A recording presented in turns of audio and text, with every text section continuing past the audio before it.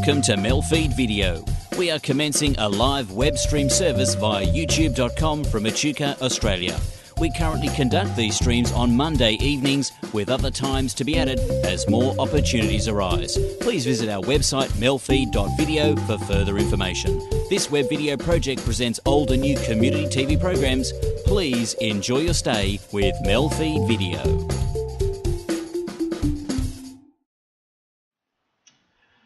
Hi and welcome to MELfeed.video for Monday the 18th of March, and sorry about last week missing Red Lobster, but unfortunately that episode refused to play for us. But this week we've checked the video and hopefully Red Lobster will behave itself this week. But anyway, I'll be back a little bit later, but until then we'll head into NAT Chat and I'll see you again soon.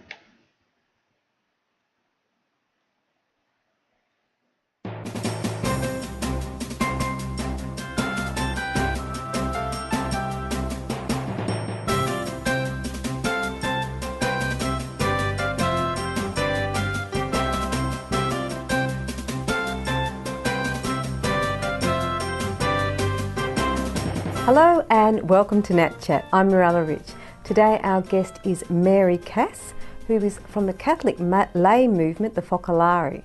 And she's talking about how the Focolari has helped with Kiribati, which is a little country near Vanuatu, through the cyclone Pam that was recently affecting them. Welcome to the program. Thank you, Mirella. Can you tell us a little bit about the Focolari movement, the history of the Focolari movement, or what the Focolari movement is? Well, Focolari is a very vast movement in the Catholic Church.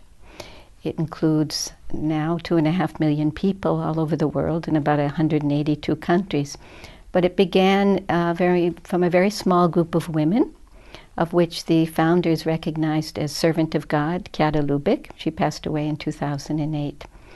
It began in northern Italy, in Trent, really living out Scripture, living out the Word of God, mostly in the shelters, to the point they understood that God was calling them to something very special, and that is in a particular way to give their lives for Jesus' last testament, that all may be one, that is for unity.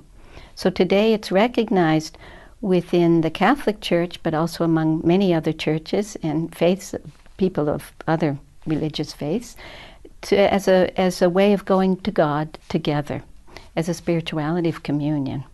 Right. And how did the Focolari help in Kiribati? And can you give us a little bit of history about Kiribati? Where is Kiribati? Well, Kiribati lays between actually Melbourne, Hawaii.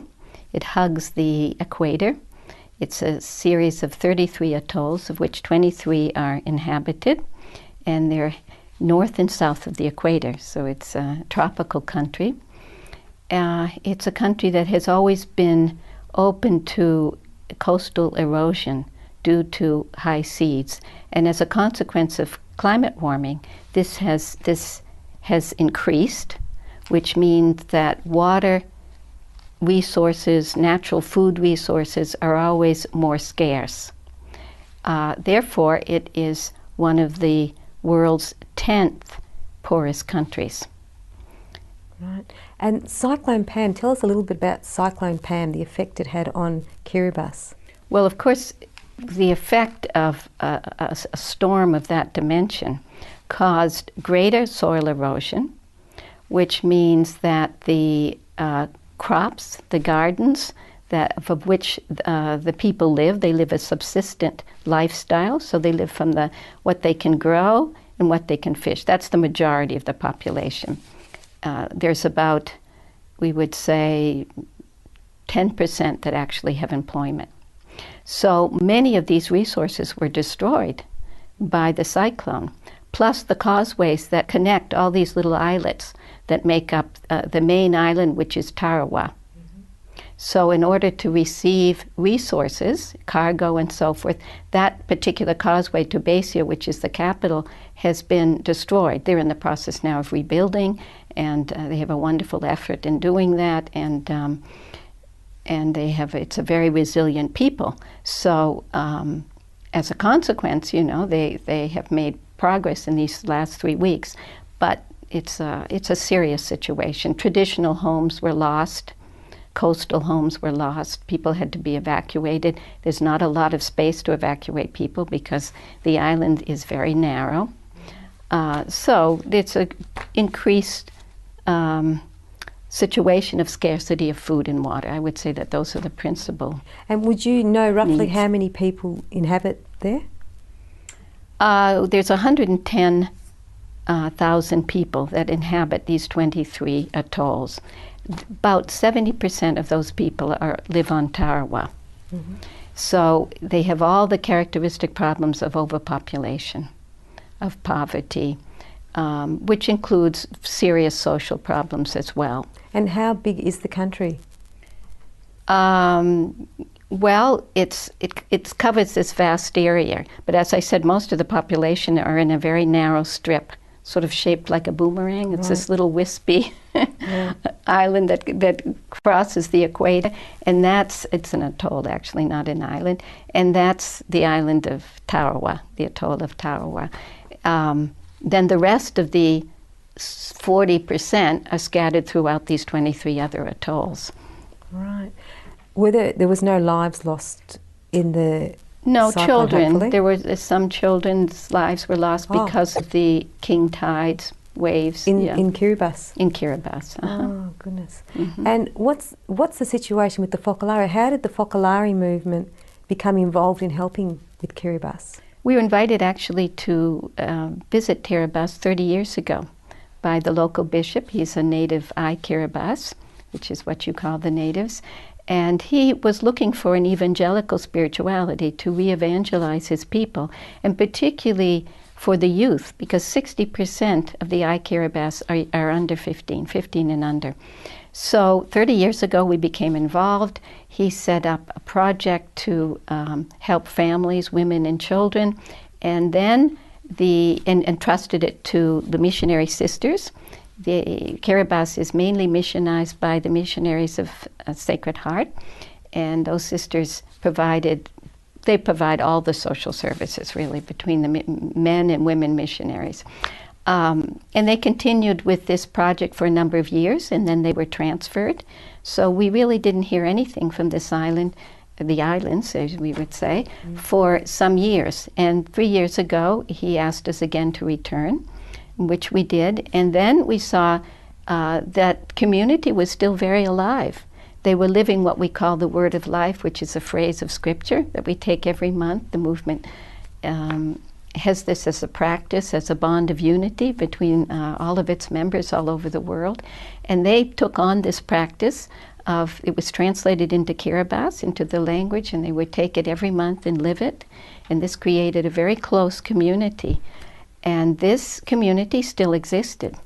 Yeah. So we spent a month there, visiting them, but also visiting parishes, social centers, government personnel. And from that evolved what we have today as a small project in one of the villages.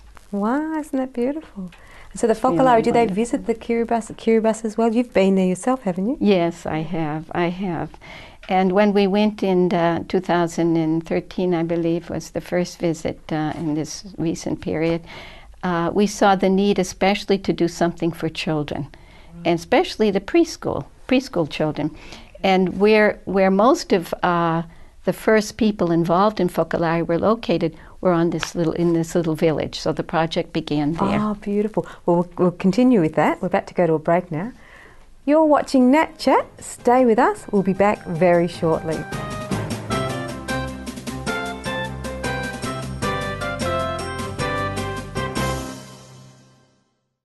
This bank is helping to save lives. Every year, 500,000 Victorians have no idea where their next meal is coming from. Food Bank Victoria works with farmers, supermarkets and manufacturers to make sure their surplus stock ends up here, to be distributed to those in need. But all of this is not enough.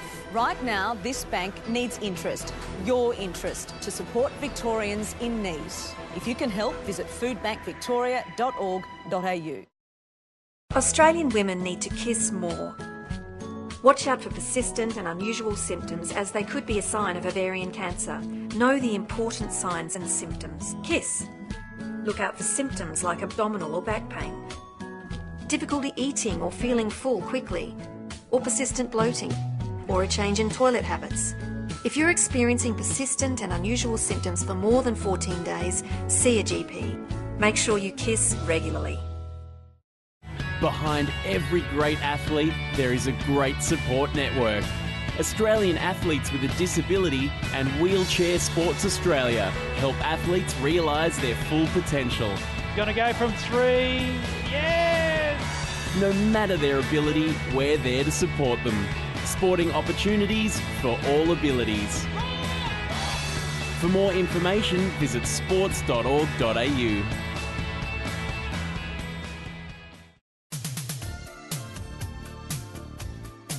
Hi, I'm Darren McElwain from Air FM Drive. You can tune into my show from 3 to 6 p.m. on 88.0 in Penrith and also on tunein.com.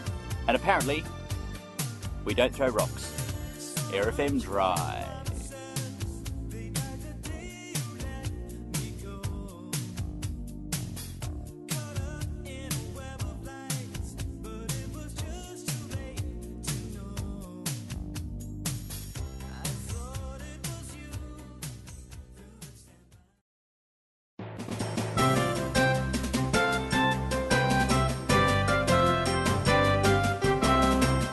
Hello and welcome to NAT Chat. I'm Mirella Rich.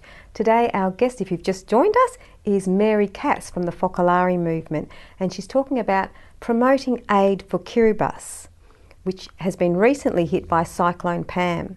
Welcome back to the program, Mary. Thank you, Mirella. Can you tell us about, you alluded to a project that you're working on. Can you tell us about what the project the Focolari is working on for Kiribati? Or has been over the years? Yes. Well, in 2013, we began a project with a small grant that we received, an NGO, for social development in poorer countries.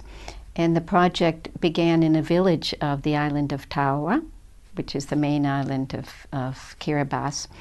And Buota, which is the name of the village, is one of the poorest villages really in Kiribati. It's a very high percentage of unemployment. It's about 5% who work. And one of the greatest need was education of the children, preschool education. There was one primary school and only one preschool, and the children number over 300. So we received some funding, not very much, but we received some funding to begin a preschool. It was in a structure which already existed by the Focolari group that had begun to live the spirituality of unity of the movement, to live the gospel in this little village. So they did have a structure in which to begin the school.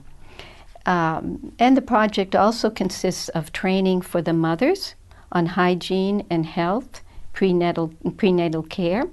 And so the government was involved through the Ministry of Public Health and a new ministry that has been established, the Ministry of Women's Services.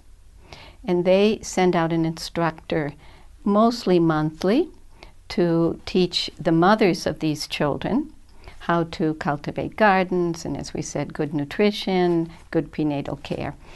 And this school has had effect socially, really, on the environment of this village, because at the basis of the teaching of the students is what we call this cube of love, which is really a pedagogical tool of teaching the child how to relate to others in a loving manner, in an evangelical manner. That is, to love Jesus, in the other to love the presence of God, in the other to love one another, to be the first to love. And they roll this little cube, which is here. They roll it every morning, and they take a point like love your enemy, be the first to love. Share the other's joy or hurt. Love everyone. Love the other as yourself. And we love one another. And we love one another. And then they share how they try to do this. And they bring this lifestyle into their families.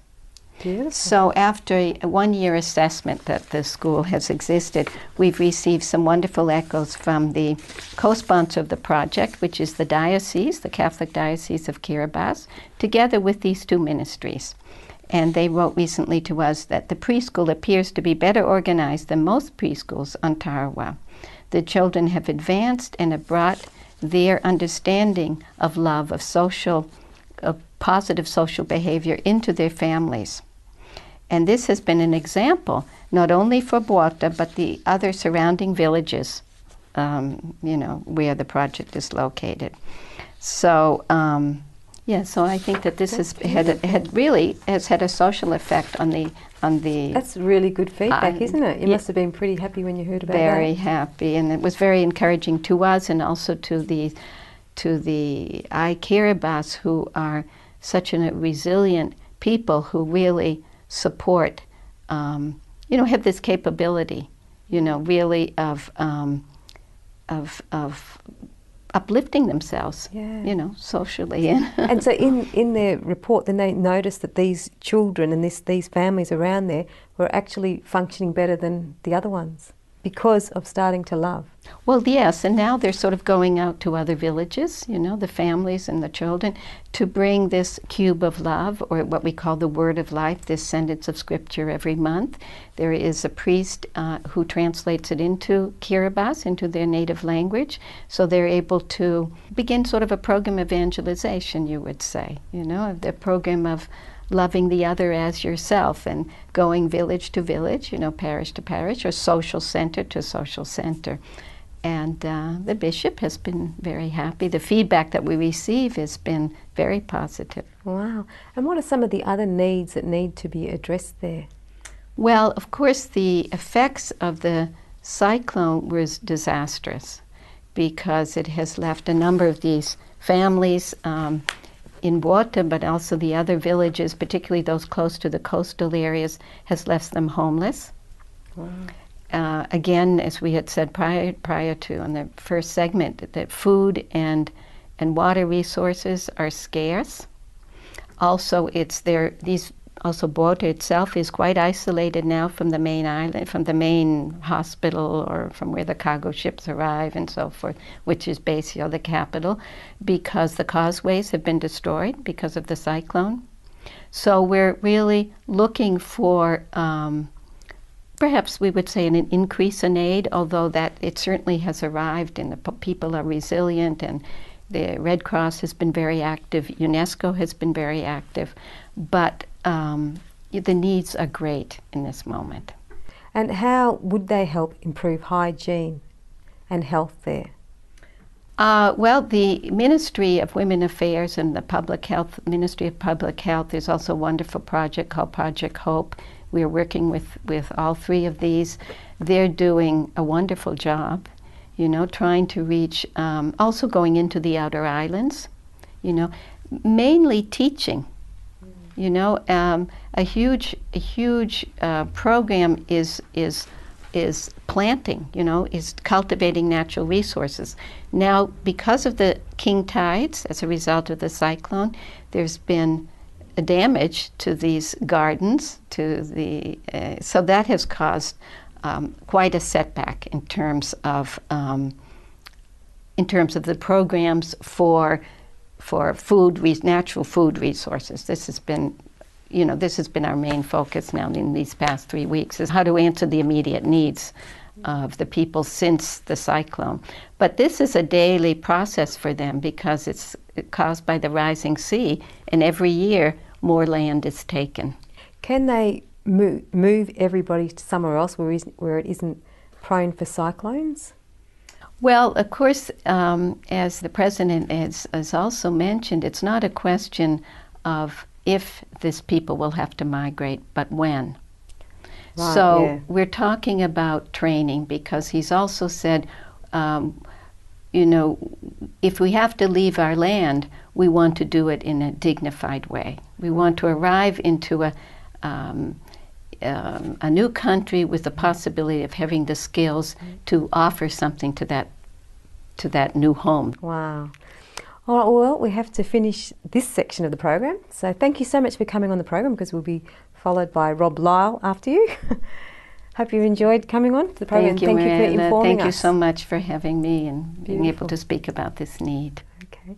You're watching NAT Chat. We'll be back again very shortly with Rob Lyle, who's also part of the Focolari movement, and he's got some very important information to let us know about what's happening in Kiribati.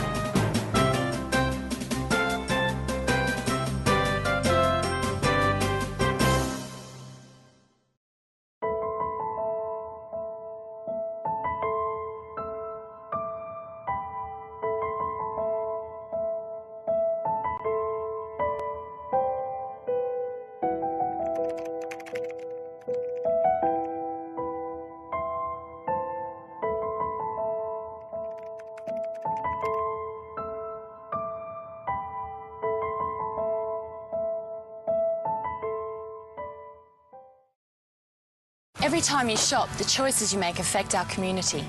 It is important to select Australian products made by Aussie-owned companies. Our food security means quality and peace of mind. Your purchasing power keeps your dollars multiplying in our economy, keeping jobs, profits and decisions being made right here, which is better for your children. So the next time you buy, look for the AusBuy logo. It makes all the difference. You're there when they can't sleep. You're there when they forget. But who's there when they're at school? Asthma can be serious. It affects 1 in 10 Australians and claims 400 lives each year. Does anyone at your school know what to do in an asthma emergency? Log on to asthmafriendlyschools.org.au and find out if your school is asthma friendly. Shouldn't every school be asthma friendly?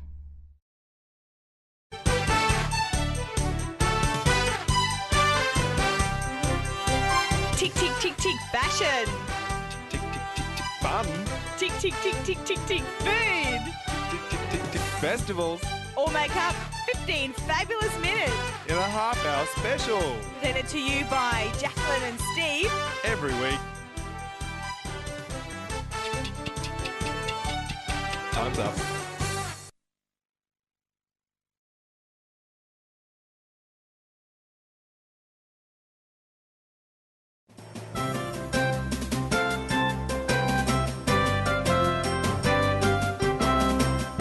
Hello and welcome back to NAT Chat. I'm Mirella Rich. If you've just joined us, we have now got Rob Lyle here. He's replaced Mary, she was here earlier. We're talking about Kiribati, which was recently hit by Cyclone Pam. Rob Lyle's also in the Fokolari movement, which is helping Kiribati. Welcome to the program, Rob. Thank you, Mirella. Can you tell us a little bit about how did you get involved with Kiribati?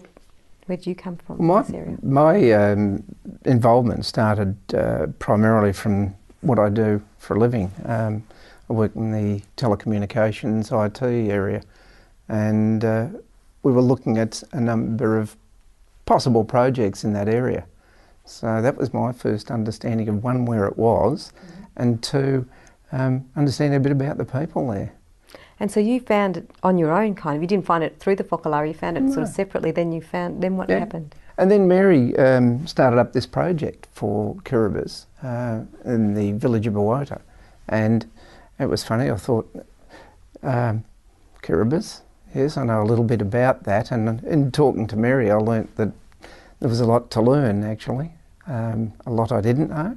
And so my approach in the sort of work I do is to research things. So I started to find out a little bit more and a little bit more, and discovered that this was a country that was going to have to migrate in a few years, what they were doing to help themselves, and then understood the significance of this particular project, which was to really engage the young people, the families of this village of Bawota.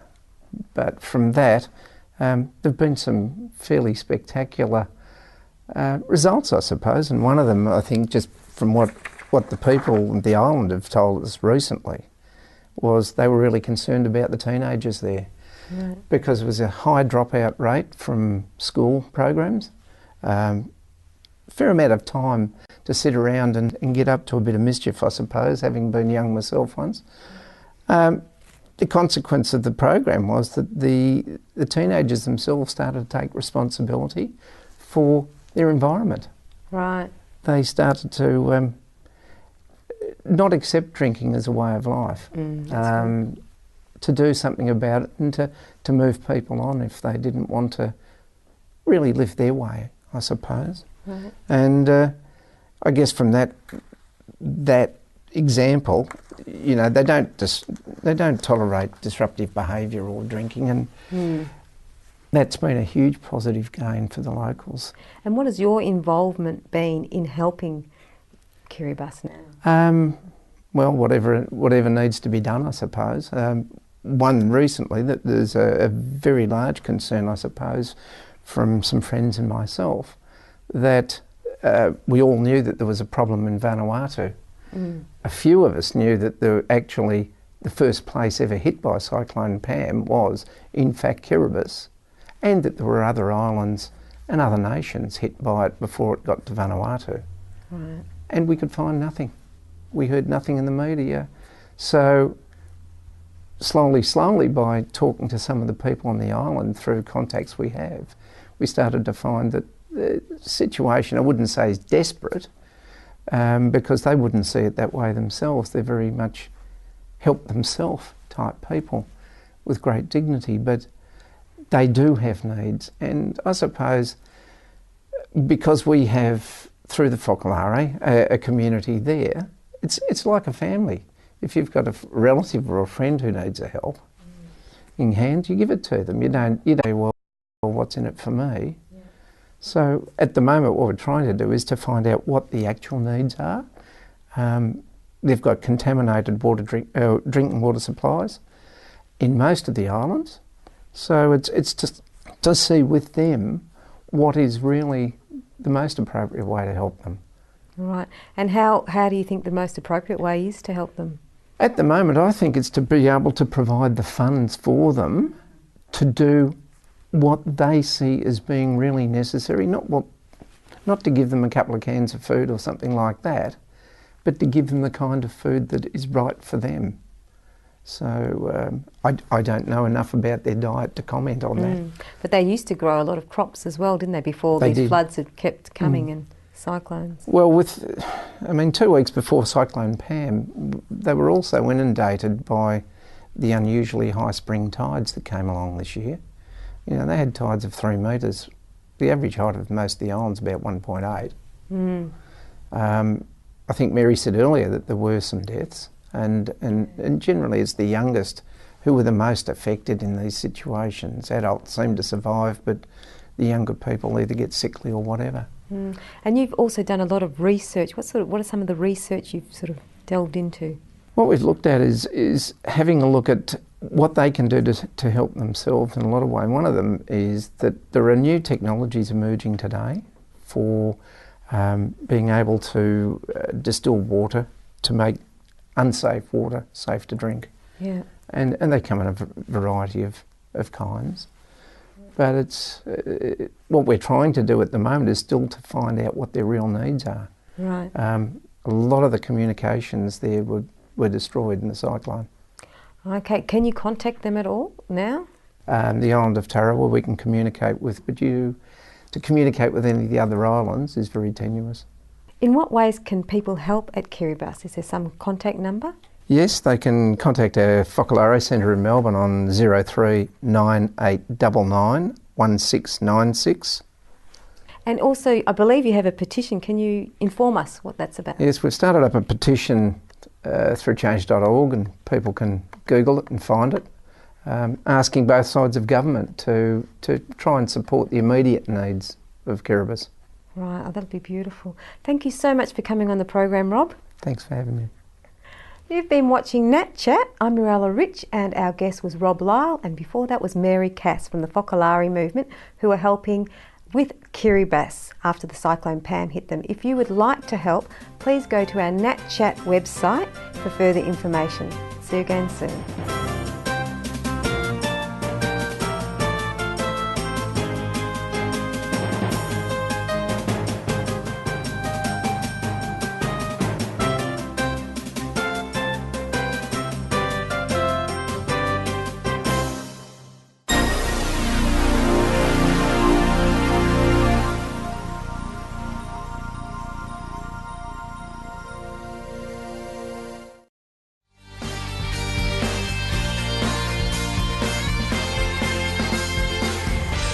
Performance poetry comes your way with Red Lobster every Monday night at 9:30. Live streamed from Echuca each week, this is MELfeed.video, a different sort of TV.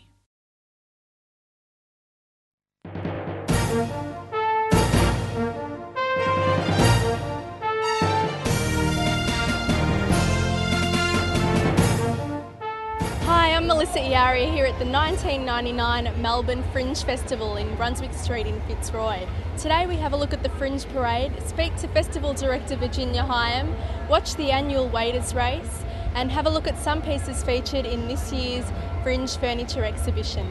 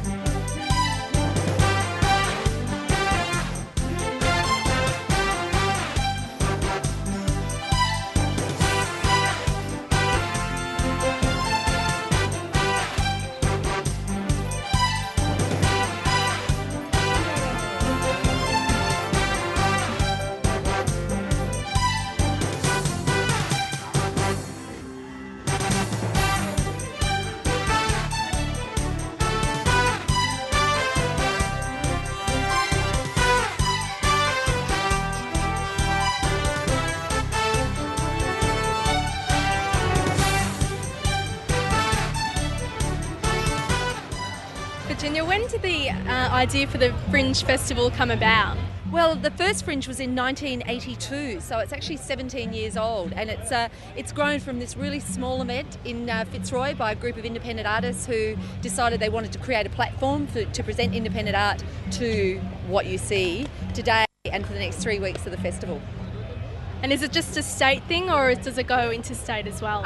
Well, it's very much a Melbourne-based festival, and a large number of the artists in it are from Melbourne, which is actually a statement of the fringe arts culture here. It's pretty full on, there's a lot of stuff going on, but there's also a lot of international and interstate guests that come here to be a part of it, artists from across regional Victoria, and those, I think the guest factor is actually starting to grow as well, where people go, I'd like to be a part of that. So the main intention behind the festival is really to provide a forum for unknown artists? It's a forum for independent arts practice. So it's a mixture of emerging artists and of established artists who are presenting new work. And what can the public expect from this year's festival? Well, they can expect a whole festival of surprises again. I mean, everything you see in the program is new work, there's outdoor events happening every weekend of the festival. Today's just the start of that. So they can see stuff in absolutely every art form, every style, something to suit every age. People just need to go and get a program, which they can pick up from a caravan down in Swanson Street. And, it's to actually start describing how long have you got, it's a really big festival. And what are some of the highlights from this year's festival? Some of the highlights for me would be some of the comedy and cabaret that's on down at the North Melbourne Town Hall. That's a hub venue that we have operating for the 3 weeks of the festival, and it's a really good way for people to go down there and just go, okay, I don't know what I want to go and see, but there's like 10 shows to choose from tonight, so you get a bit of taste. There's music on there, there's theatre. Circus Monoxide is one of my little faves across the festival. That's a big yellow bus you can see up the road up here. They're going to be located outdoors next to Luna Park down at St Kilda for 2 weeks, and that's a real family feel program, and it happened too. So that's one of my faves, but I got lots and lots of favourites.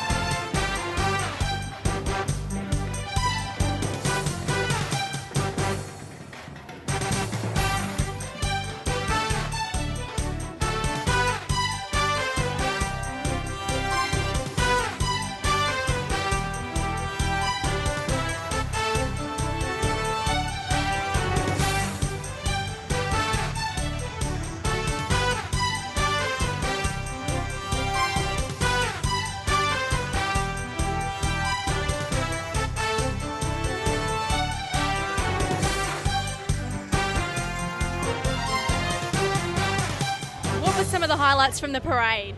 The parade was just amazing. It goes through for an hour and you just go, what is that group, But there's a couple that stood out for me. I love the TAC float this year because it was actually done by Collingwood TAFE students. They were the ones in the orange and the black and playing their percussion. And And it was great for the TAC actually funded that and to spend it with students actually doing it, so that was a fave.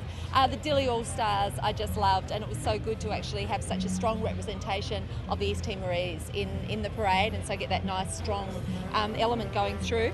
And I also really loved Tumba, how do you say it? Tumbarumba, the Brazilian dance groove, you know, like the dance stuff I reckon that comes up the street with the music is really good because it gives you the whole feel of what the day is about, and it just has that, gets people's toes tapping and hips moving, you know. So, but you know, there were so many of them, but there are a couple faves. Okay, and who can actually enter Fringe? Can anyone enter, or is Absolutely, it's open access. So, and that's what, you know, when you ask me, you know, what's the best thing in Fringe, I feel like saying, can I tell you that in 3 weeks, you know, because you actually just don't know what's coming in there. It is completely open access, and that's the beauty of Fringe, that you can expect the unexpected. I mean, there's a lot of people I do know in there, obviously, and do know the sort of style of work they do, but there's also a lot of shows I'll have no idea, and so I'm going to go and see them and see what they're about. Okay, and as your role as festival director, can you tell us exactly what that involves? Where do I start? Basically, I manage the festival and also create the artistic shape, I guess, of the big events that the Fringe actually produce, and then manage a whole team of staff who are just amazing people. There's a core team of 3 of us throughout the year. Ama Harrington and Kirsty Rogers are the other 2 part of us 3 team, and then we've got a sponsorship coordinator who's around part-time throughout the year. Then everyone comes on full deck just before the festival, so and take on their roles. Like Pip Darville's running the street party here today with Susie Wicks, and you know, some really amazingly hard-working people. Then of course hundreds of volunteers as well. So I guess I manage the coming together and the planning and getting the money and doing all that to actually make the event happen. And now it reaches this stage and I'm almost redundant, which is a fine thing because everyone knows what they're doing and it's all now just happening.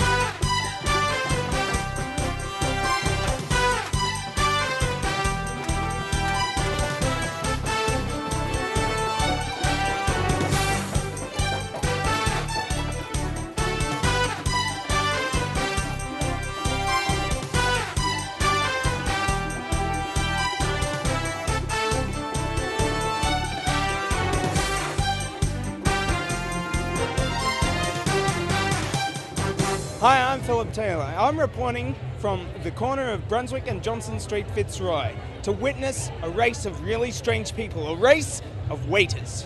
The Mack truck is going to come through and mow them down in a series of painful cuts. Yeah, driven by what? Driven by waiters. You're a waiter in waiting, or something like that. I am one of the people being served in the Raiders race. It's making me nervous as there's coffee flying and I'm wearing suede. We don't want anyone cheating or anything like that. That's why we've got the constabulary on board. Oh, hang on, you need a partner. Who's your partner?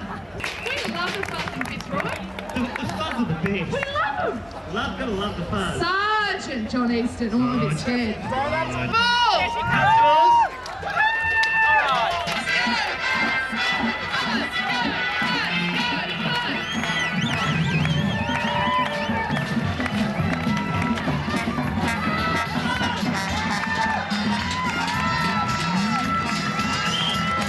A lot of people ask me, how would you get served in a races race? Just stand around and put your hand up and you'll be called. Big X, pick one of the waiters race. Go!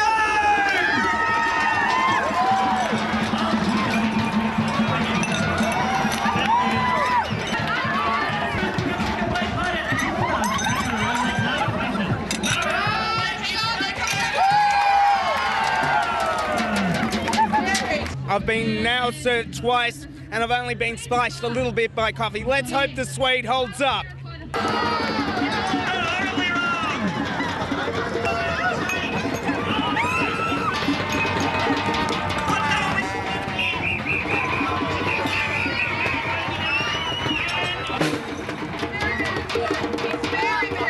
We're up to the final now. The people who have served me have always run last. Let's see if we can get a hat trick up here.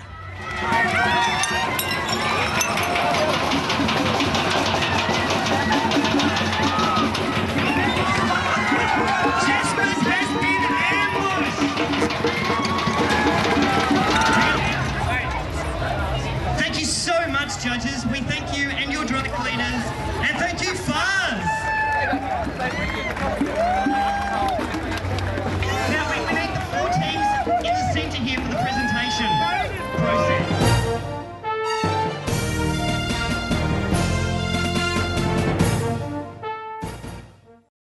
With the warmer months upon us, here are some poolside safety tips. Because not everyone can swim like Clarkie and I.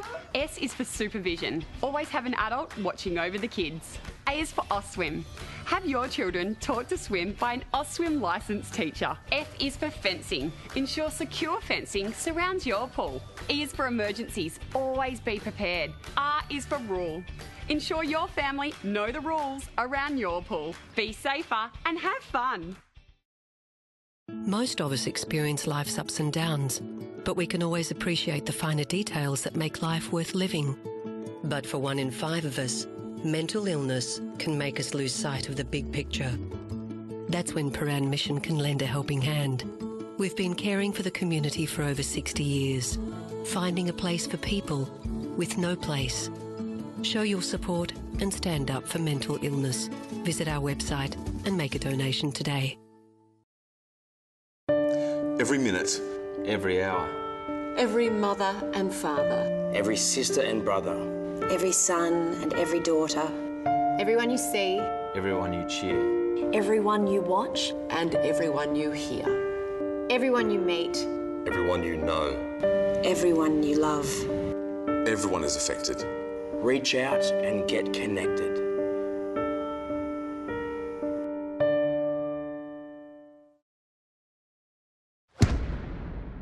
Man to man, it's time to stop. Stop the tragic waste of life and the destruction of families, including your own. Stop blaming drugs and alcohol and believing that walking away makes you weak. Stop thinking you're a hero and wasting your life behind bars, wishing you could take that one moment back. Stop the coward's punch.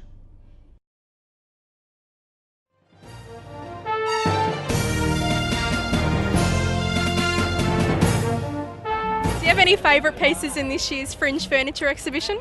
I've got to go back and check it out again, because when I was there on Thursday night with the opening, there were too many people. I actually couldn't see all the work. There, I've got a few faves in there. I think some of the work this year is amazing. There's some really fine work, but then it's also matched by the quirkiness as well. I think there's a chair there that's bright green, and it's some sort of insect creature which is just wild, and you go, that's so Fringe, it's great. And there's a light there that's got socks, these coloured socks over the top of it. You go, that's Fringe, And then these really fine pieces of work. So it's a classic example of an exhibition which has been around for a long time and has developed its really own clear style and form. And once again, it's made up of artists that you'll see year after year doing one new piece, and they may be working out in the commercial field and come and just do their one piece of Fringe, and also a lot of students and new people that you haven't seen before. So it's a reflection of the rest of Fringe. Axel, how long's the Fringe Furniture exhibition been operating as part of the Fringe Festival? Melbourne Fringe, this is Melbourne Fringe's 14th year in furniture, and for the most part it's been operating out of Fitzroy Town Hall. It was started in '86, I think, by Bruce Philly, and he's a Melbourne-based designer who has more recently been involved in artisan industry and now the Visible Art Foundation. And it was kind of his brainchild there was a lot of very interesting furniture work happening that kind of had it didn't fit into the retail arena and kind of didn't fit into the commercial gallery network, and people wanted to showcase their work. And so the first couple of Fringes actually had two-dimensional work and three-dimensional work. And over the 14 years, there's been various changes, has increased and decreased in size. So some years have been more popular than others. This year is a big year. We've got 85 artists and 95 pieces, which is up by 40 pieces on last year. But it's an exciting exhibition and always manages to pull a big crowd. Okay, and what's your role? My role is coordinator. There isn't curation as such for Melbourne Fringe Furniture. It's an open access policy. There are a few things that are inappropriate, and that would tend to be much more the mainstream. Anything on the more extreme end of anything is possible. And we have people making furniture with a whole range of different agendas. So we've got people that have social motivation for making furniture. We've got people that are backyard makers that just like making woodwork. And we have people that are designers, that this is their profession, and this is the more experimental end of their practice. So it gives them a chance to have a play. And we've got students, and that sort of covers the full gamut of people making work. Okay, and for this year's exhibition, was there any particular underlying themes surrounding the works that were entered? I wouldn't so much say themes. There's always, I guess people tend to be thinking about the same things at similar times. I think we all have similar kind of influences. I think what's happening broadly culturally really affects what happens in the visual arts and crafts, and I don't think design is any exception to that. And so we tended to find some things were emerging as more popular than others. We had no beds entered this year, for example, but we had a lot of low side tables, and in fact lots of side tables in general. The standard range of recycled things and things that are incredibly uncomfortable and useless. We had an insect made out of paper mache, and we've had some really exciting new kind of experimental work, not necessarily using new technology and often using recycled components, but put together in a new language, in a new way. Okay, and what are some of the pieces that stick out in your minds as particularly interesting, or the more particularly interesting for this year's exhibition? I guess that's a difficult question to answer because people have such different motivations. I mean, I guess I'd say I like a lot of work for very different reasons. Michael Risch's piece to our right, him and his partner both work at the Salvation Army and use a lot of things that they actually find as part of their work process and put those together as a way of looking at a socialist perspective about how furniture can possibly be. I really like Ennis's computer tables. I think using recycling computer monitors to produce something that is a sublime piece of design. Chris Letcher's torsion bench, where construction dictates aesthetic, and it's a very simple, very beautiful piece of minimal furniture. Guy Parmenter's magnetic piece, Poles Apart, is a very exciting use of quite an old technology to produce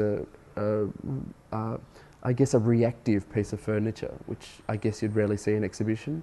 Jim Moody's June Chaise is kind of like an icon piece of design, a piece of design that could easily be seen in a museum.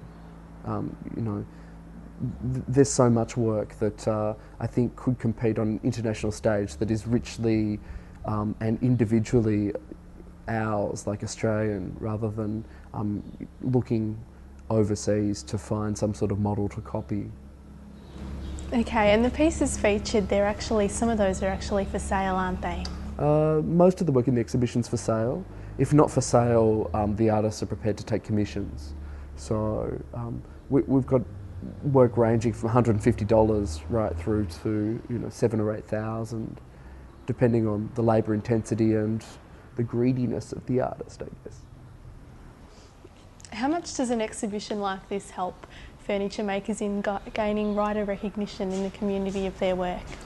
As a springboard for an emerging maker, for a student, I think an incredible amount. I mean, I don't think it's appropriate for everybody to show in Fringe, although this year I've managed to convince some very good designers to submit work, and there's some very serious pieces of design here.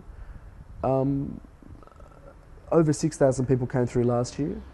The exhibition's been running for about a week and a half now, or 2 weeks, and we've already had close to 3,500, 4,000 people through.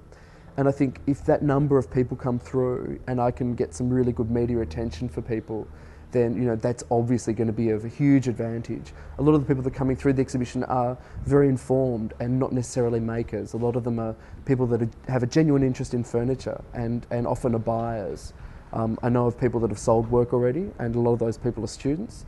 So, I guess any opportunity, and I think any exhibition that showcases design and interesting design is going to be of advantage to the whole community.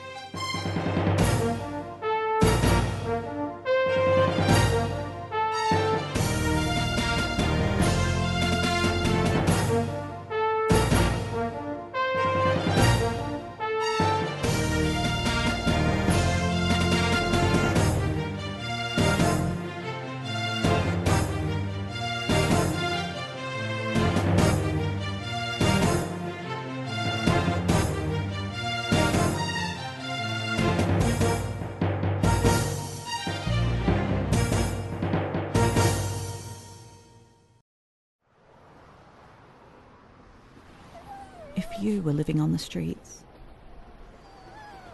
wouldn't you want more than just your best friend to keep you safe, warm and dry?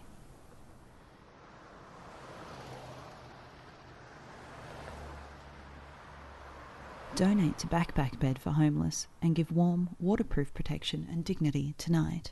Call 1300 OzHelp. Transports of Distant Delight is a mixed selection of transportation pictures from here and there and almost everywhere, but not quite. Some quirky, some mundane, some from the past, perhaps reflecting a transit system that has vanished into history, and some from thriving transport entities that continue to endure despite the constant pressures from the all-pervasive motorcar. Enjoy.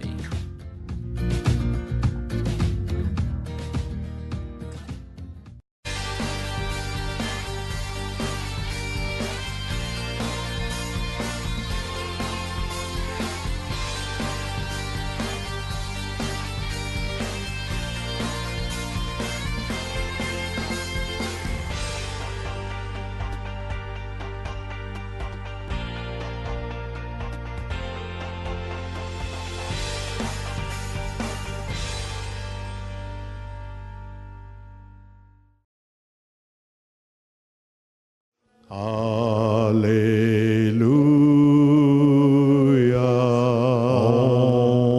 Om Mani Padme Om. Allah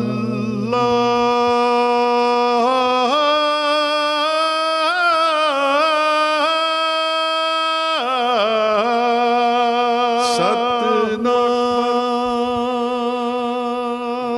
Welcome. You're watching Harmony and Diversity, and we're speaking with Ron Laurie. And Ron's a specialist in human potential and development of value systems. This is our third interview with Ron, and we're going to discuss with Ron the levels of existence. And there's lots of colour to this, I believe, Ron. Yes. Tell us about levels of existence. Well, probably not from a colour perspective, because that's kind of like a little symbol which helps you sort of track it. Yeah. But if I can talk about it from my own experience, my life experience. I was born into the world, and my first life existence was about survival. We all start there. We all need food. We all need to survive. So once that is satisfied, we naturally go on to the next level of existence. And the next level of existence is expressed by most of us in the sense of family, belongingness, sense of tribe. And from my perspective, it was in Scotland. There was a strong tribal aspect to my life existence in Scotland. But that then moves to the next level, which is more of an expressive self. So when I was going through the Boys Brigade, as I was saying in the first area, that was a kind of expressing myself. As boys, we expressed ourselves. The system, or the religious system, tried to contain that expression, not very successfully as far as we were concerned. But at one point in time, the existence of that next level of order and bringing things into a sense of control was very, very important. So I went through that level of existence as well. I found religious institutions as a great way to express who I was. But that didn't stop there. The next level of existence for me is when I moved into the corporate environment, where I was in places where I had to make decisions on a management level that my religious institution didn't have the answers for that. I need to have another sort of set of filters to look through in order to express myself in that corporate environment. And once I began to sort of work in the corporate environment, I've seen the drawbacks of some of the things that we're doing in the corporate environment. My particular industry that I was in, I seen the waste that they were causing. I had a conscience about the waste. And so I could no longer live in that corporate existence. I became more community oriented in how can we be more sustainable in what we do. So my existence about community. And then I recognized at one point in time that even didn't have the answer. And so I looked at it one day as a stack of things, a stack of value systems, a stack of existences that I had actually grown up and through, And then seen it from a broader perspective to say that everyone goes through these levels of existence. Yes. And to see that, it was like a light bulb moment, because it was all about the life force that every individual has, and they were expressing themselves just through different value systems, different levels of existence. Yes. And that was a big insight for me. I could put it all into context. Yes, and running parallel to that, okay, accepting that, so there you've got a whole range of people all operating at these various levels of existence. How does that tie across into integral theory, in the sense that you've got to be integrating at all of these different levels of existence? How does that work? Well, first of all, a person has got a right to be who they are. You can never sort of say to someone, you've got to be at this level of existence. That's not possible. People will actually, with the questions that they ask themselves, will move to a different level of existence. We've got to be more curious. We've got to be more probing. We've got to explore more. Today I feel that we are dumbed down so much by a lot of the media. It's actually sucking the lifeblood out of us. We are curious species. We want solutions.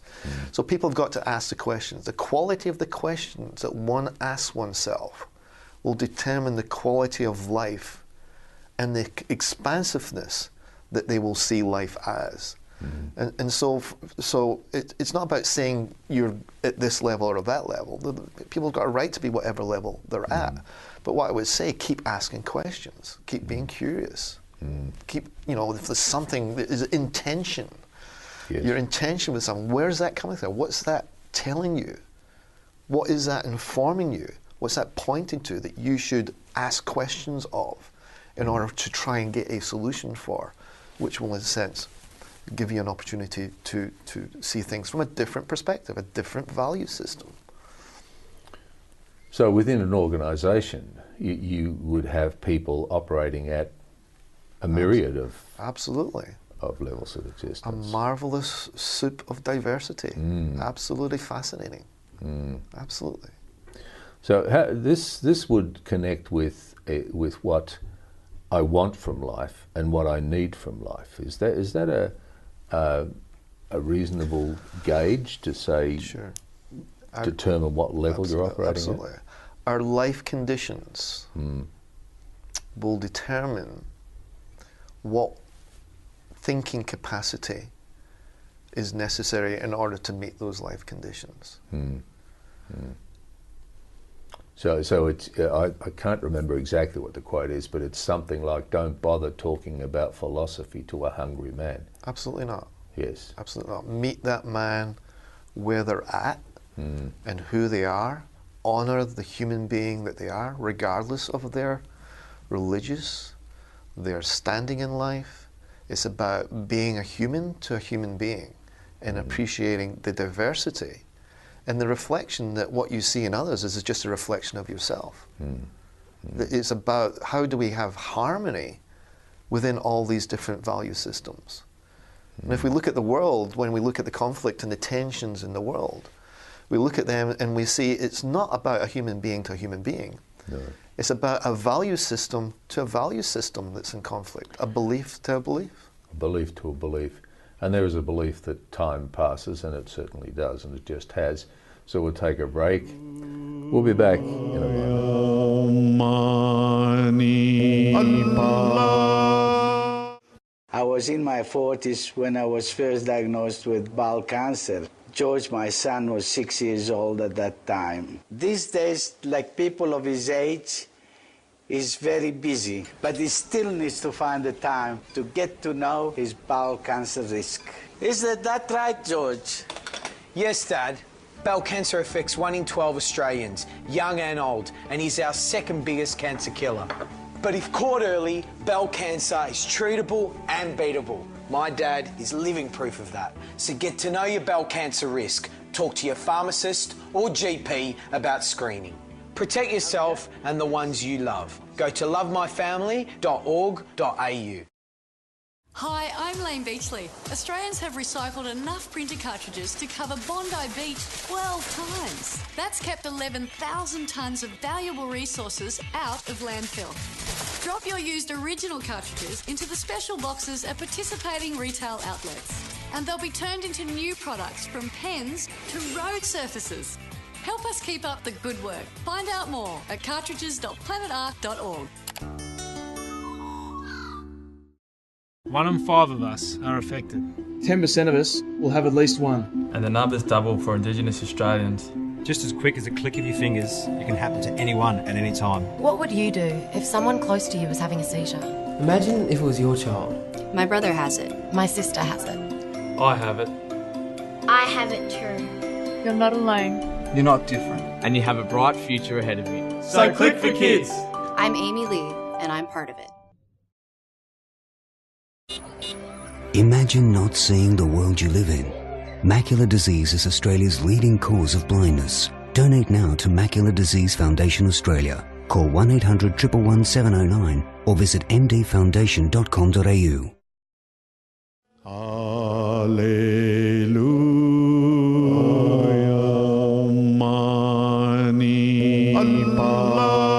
Welcome back. You're watching Harmony and Diversity. And we're speaking with Ron Laurie, and Ron's a specialist in human potential and the development of value systems. Ron, we touched on the international situation, and we're talking about human values, we're talking about levels of existence. If you look at the world, it covers just about every level of existence that there's possible to do. How can you integrate that? How can the United Nations, for example, how can that work?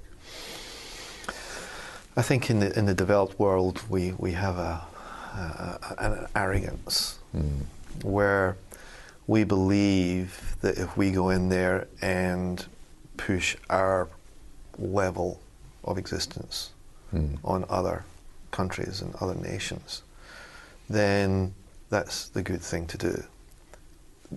Yeah, sure, that those countries need to do something, but for us to go in and say it's the right way and not go down to their level and understand them from where they're at, work with them, their culture, their value system, what they see as important, and facilitate that, to come in and try and impose our value system on another country, I think that causes more conflict. And I think if we look at some of the conflicts around the world, we'll find that whenever one developed nation has gone into an underdeveloped nation and tried to force their perspective on things, it doesn't really work out well. No.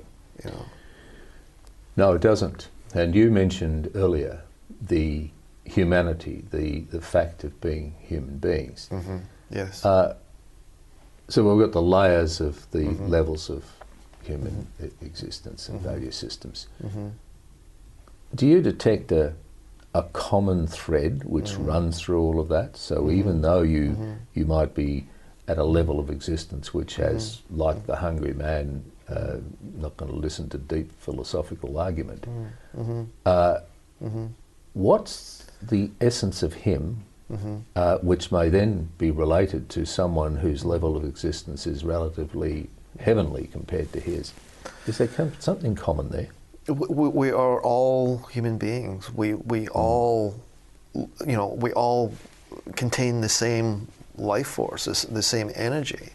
There is no difference in that. That's common. Humanity, in its essence, we're all the same.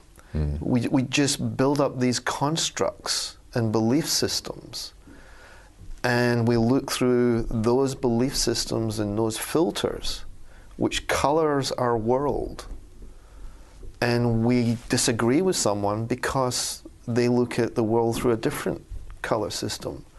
And what happens there is that the communication just doesn't happen. But the essence of what we are is we're human beings, and we have a life force, and that is a sacred life force, and in a sense, the spiritual aspect, the spiritual core of who we are, is more important than whatever belief system or value system that we uphold. There's nothing wrong with those belief systems and value systems. There's nothing wrong with them. But to recognize that there's something deeper behind them and in human beings rather than the structures that they choose to express themselves through. So the system that they express themselves through is what gets more airplay than the actual essence of the human being. So if you took three people from three different levels of existence and you figuratively stripped them of all of these value systems, all of the social mores, etc., and you stripped it down, and the three of them are looking at one another, what would they see? They would see a reflection of themselves in each other. They would see that there is no difference between each other. They would see that they're as much of a human being as each other. They would see themselves as the fundamental reality of what life is, and that is as a pure human being. Well, we're going to integrate them now. We're going to say, right, well, from an integral theory point of view, these three people are operating, so we no longer see them as separate entities. They become the one entity. Yes. Is it just their humanity which joins them in that sense of unity, or is there something else? Well, I think, I mean, I refer to what is that life force that we have. And I believe that the more an individual recognizes that life force, I believe that when my experiences on the hills in Scotland, I was asking myself those questions, who am I? Who am I? Asking those questions. I was actually directly interfacing with that life force and recognizing that life force within myself. Meditative practices, we quiet ourselves down from the chatter of our mind to actually understand and acquaint ourselves with the essence of who we are. We go through religious experiences and we use religious icons to remind ourselves of who we really are. So at the end point, we are one. We are one. And for me, when I look back on my experiences, is when I've had that spiritual experience, is to recognize that there is no difference between self and other. Yes, I think that something that pops in my mind is an issue of honour, is that you have had your experience, say, laying on the heather, and someone else has their experience up the top of a tree. It's possible. The temptation is to dishonour one because it's not the same as the other. Absolutely. So you really, the tree and the heather, there's a matter of honouring the potential, isn't it? Absolutely. Yes. Honouring. Absolutely. An individual's got a right to whatever value system they hold, but to recognise that that is a construct that they have brought up about themselves in order to make meaning of the world at that particular point in their life. And meaning of the world at that particular point, if you don't have time, you've got nothing. We'll take a break. We'll be back in a moment.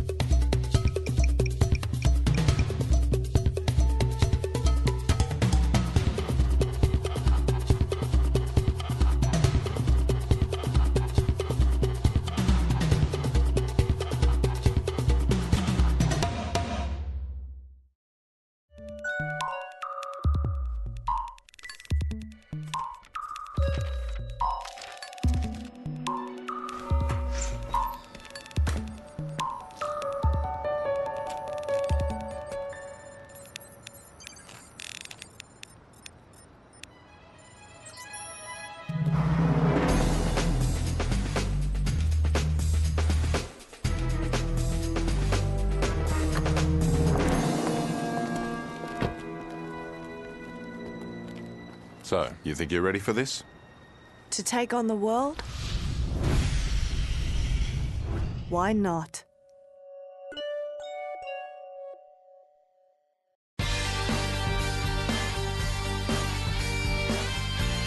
Here are the current weather readings for Melbourne, Geelong, Ballarat, Shepparton, Bendigo and Echuca on the MELfeed video weather wall.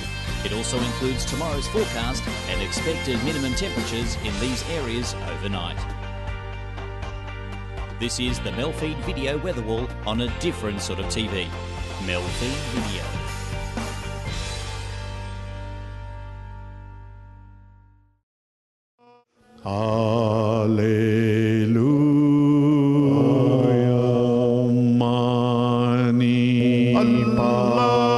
Welcome back. You're watching Harmony and Diversity, and we're speaking with Ron Laurie, and Ron's a specialist in human potential and the development of value systems. Ron, value systems. It would seem that they are perhaps the barrier which stands between the full integration of human potential. Absolutely, yes. How do you think we might manage value systems to bring about some capacity for integration? I think that we become very enculturated around specific value systems, and we adopt value systems mindlessly.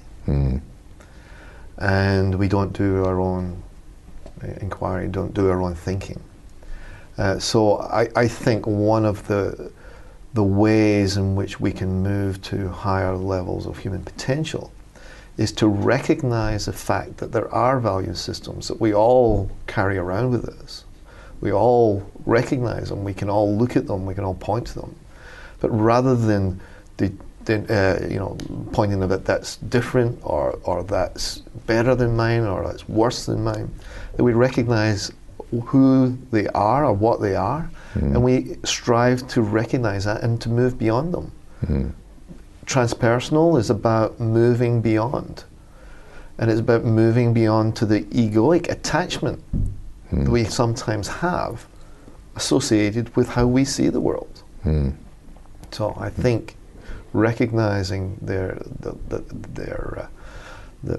power that they have over us, and to liberate ourselves from being so dogmatic to them. So if you could keep in the front of your mind the sense of essence, the sense of the unity, then that would have the potential, at least, to negate or neutralize your value systems. Now that requires that to do that we get some sort of a grasp on what this essence might be. Yeah. Have you got some concept in relation to that? Well, I think that essence of who we are is in that sort of life connection, that primacy of the experience that we have as human beings.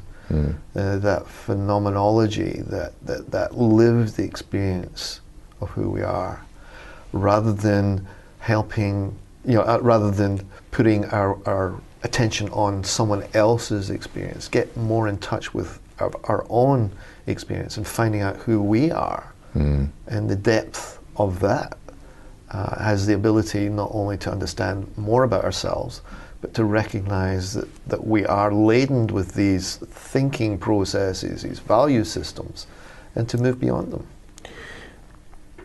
In order to do that, it seems to me there's a suggestion that when we're talking about integration, each as individuals, we need to have the confidence to be integrated as an individual, so that your personal experience becomes something which you are quite happy to stay in the company of that. You do not need to expand it further. Yes. Where would that confidence come from? How can you instill in people the confidence that their personal experience of the essence, which is, and I've had this quoted to me many times, and I'm sure you're aware of it yourself, but the fact that the distance from here to here is the longest in the universe. That's right. So from a value system point of view, are there values which are based on this, do you think?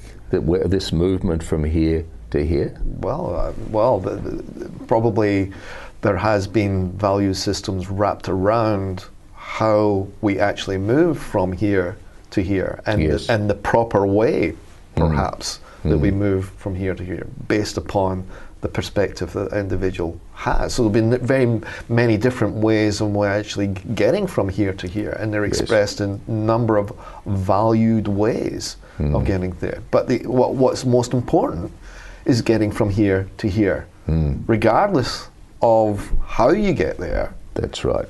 Get there, that you connect with the heart of who you really are. That's the most important. Whatever route you take is totally up to you. But get there. But arrive at the destination. Arrive at the destination, yes.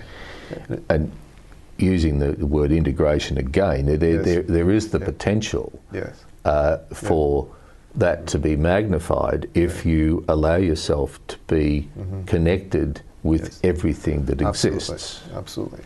One of the aspects of integral theory is the recognition that first of all we actually have to look at things in isolation.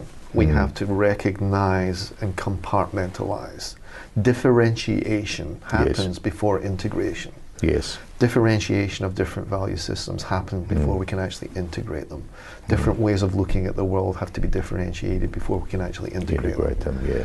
Einstein says we cannot solve the level of the problem at which it was created. We have to rise above the problem to see it. We have to differentiate, then integrate constantly. Yes, that's an absolute insight. And from Einstein's point of view, he had a few of those, didn't he? He did. Yeah. So there's a thread. If you allow yourself to see the individual, so where we're looking at the glass and we're looking at the tree and we're looking at us as individuals, and then we can integrate. What are we integrating? In the sense that if we look at one another as individuals, we're integrating our humanity, but there's more. When you're integrating everything. Yeah. So sometimes when I look at where we potentially can be, and I look at where we're at the moment, you kind of can't help but despair. Really. And we can't, because I just got the time signal there. So we've gone through this. Thank you so much, Ron. We could go on and on forever, but we'll need to call it a day. Thank you very much for watching, and we'll be back next week with another interview. Baha'u'llah,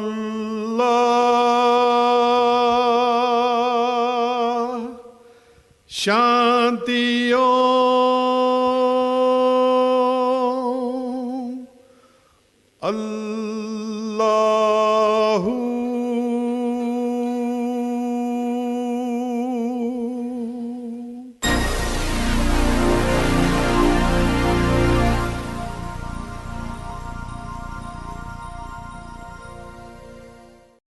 Okay, Sarah, I'm going to order some pathology tests to see how everything's going.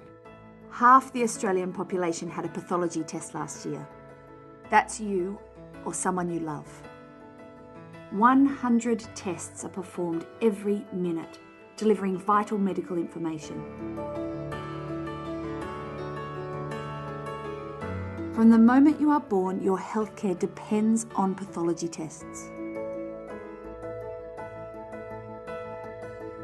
70% of medical decisions rely on information from pathology tests.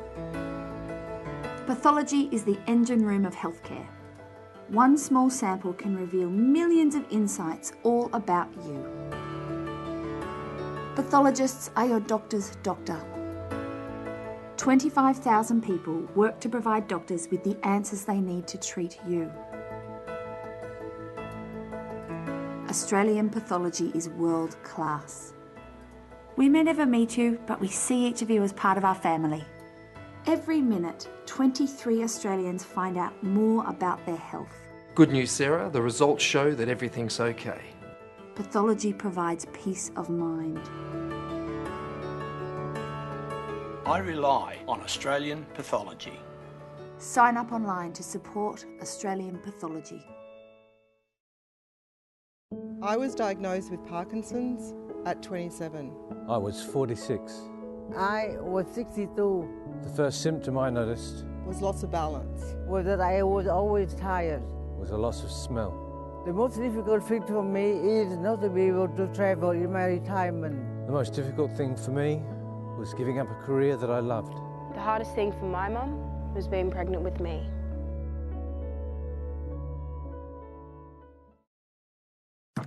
Here is some brilliant news for adults who have difficulties with spelling, reading a newspaper or phone bill, or writing letters and emails. It can be easier to improve your reading and writing skills than to keep putting it off. Take the plunge. Call the Reading Writing Hotline, 1300 655 1300 655 It could change your life.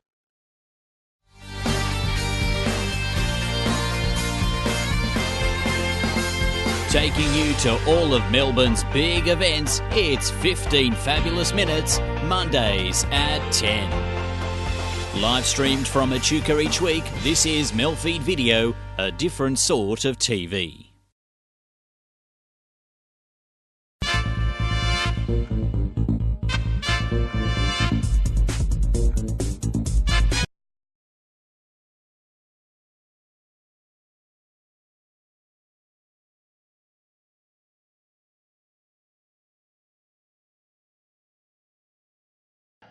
The following program carries an MA classification and may contain adult themes and coarse language.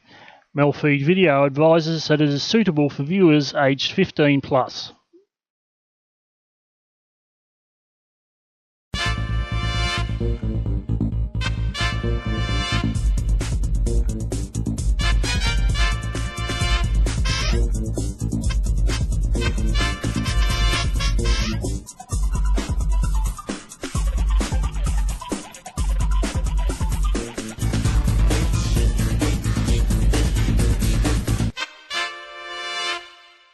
The other poem I've got of someone who's no longer here is about Frank McGee, who was the judge at the Celtic Club.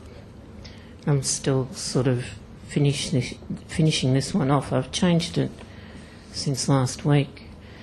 It's called Five Crows, in memoriam Frank McGee.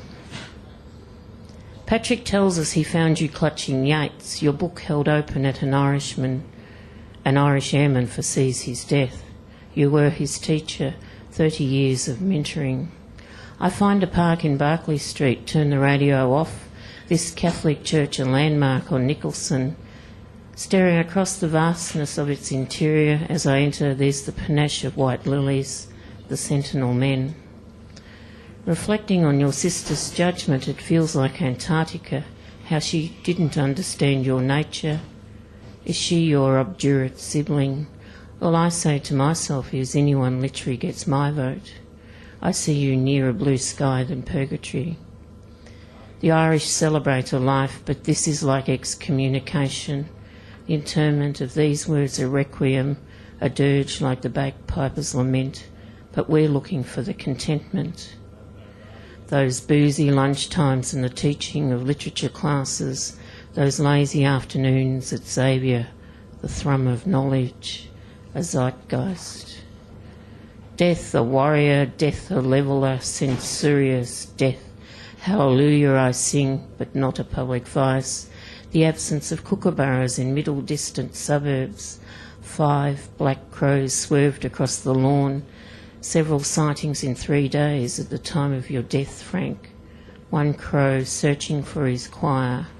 Foreboding, foreshadowing. Frank, you are no longer here. Later staring again, the stars in Collingwood in the courtyard off Johnson Street contrast the grind of traffic noise. Grey is pleated neatly in these places. The dead are not grey. Kookaburras came last week and laughed from the wires. Was it you, Frank? Was it you? I'm going to start first of all with reading a poem called The Forensic Science of Grief, which is in response to some of those awful programs on television, but it's a fairly personal one. You breathed your last breath from the air in this room.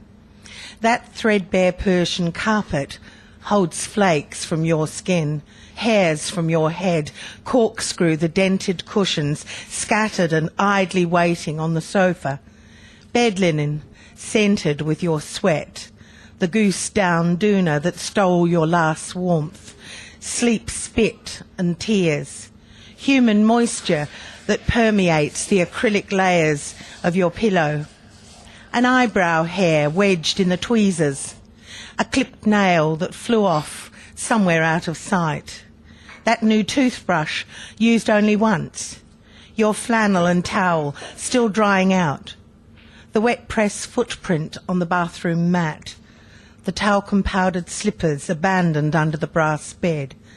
Each moment of every day we shed ourselves, shed dead cells and renew the cycle of shedding until the last shedding of ourselves. This is Melbourne 1990. Melbourne, go push up your pyramid, eat out your mortgage. I can't stand what I've become. Melbourne, sublime once, now you've torn off your skirt, shown us your slovenly underwear. Melbourne, when will you end your abductions? Go stuff yourself with your unruly football. I don't want the virus, so don't bother me. Melbourne, your libraries are empty, your books brim with VCE tears. When will you be worthy of your larrikin sons and daughters? Melbourne, your bureaucracy is too much for me. You want me to spend my new year on 9. Chew the bulletin, eat McCrann's toast. There must be other ways of reaching Atlantis.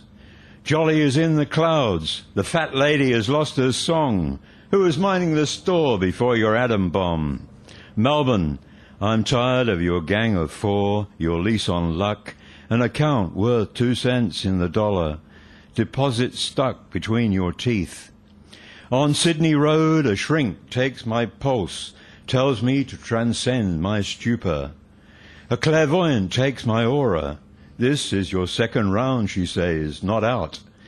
Repeat every day in every way, I am getting better and better affirmations. Melbourne, I'm too old to get laid. 52 summers, and the cards turn up a joker. Surprise me. That was 18 years ago. Melbourne, I can't hack. 5 p.m. Collins Street. Your dress has changed. Where are you going? Melbourne, I envy Charlie Martello and Floyd Pagornik. Melbourne, I should have known better.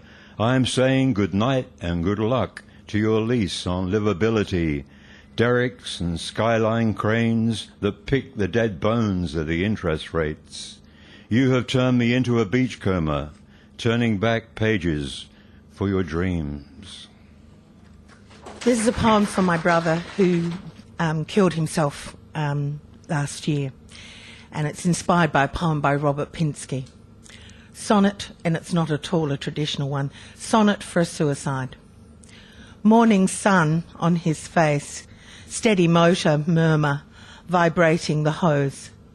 Bluebells clamber over the hill's top, nothing to remember. Only the same engine noise that keeps making the same sounds under his head, poised and pulsing, the same beat. No one to say his name, no need. No one to praise him, only the engine's voice over and over, running under him. And another one for my brother.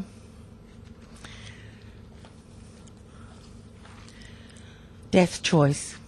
Your death choice had centrifugal force, driving and separating our family remnants further apart.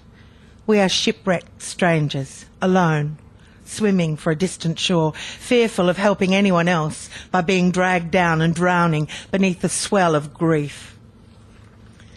Another one for my brother. Dead hand playing. Each time I turn on my computer, password, accept, open Windows, click, programs, click to, accessories, click to, games, click, I find my dead brother in the Microsoft network playing a game of cards called Hearts.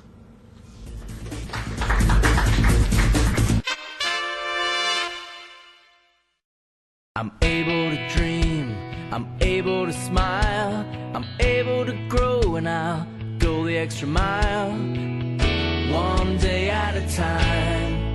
So put your hands together, we can change lives forever. Together, we're able. Able Australia. Together, we're able.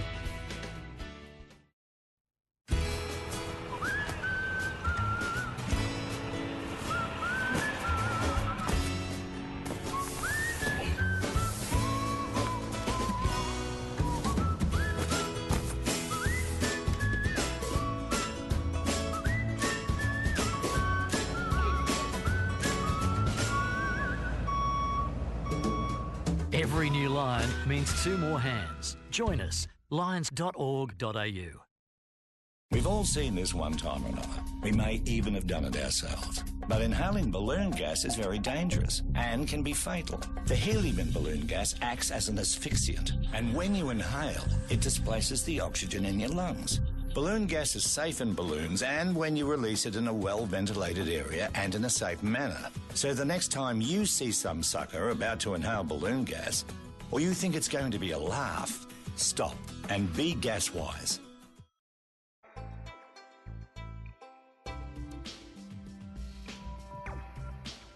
Now on MELfeed Video, here are the latest Monday Tats Lotto results just drawn a short time ago under government supervision. All results shown are subject to confirmation. We hope that these numbers brought you a little bit of luck tonight. If not, there's always next week. Stay tuned to MELfeed Video for more great programs this evening.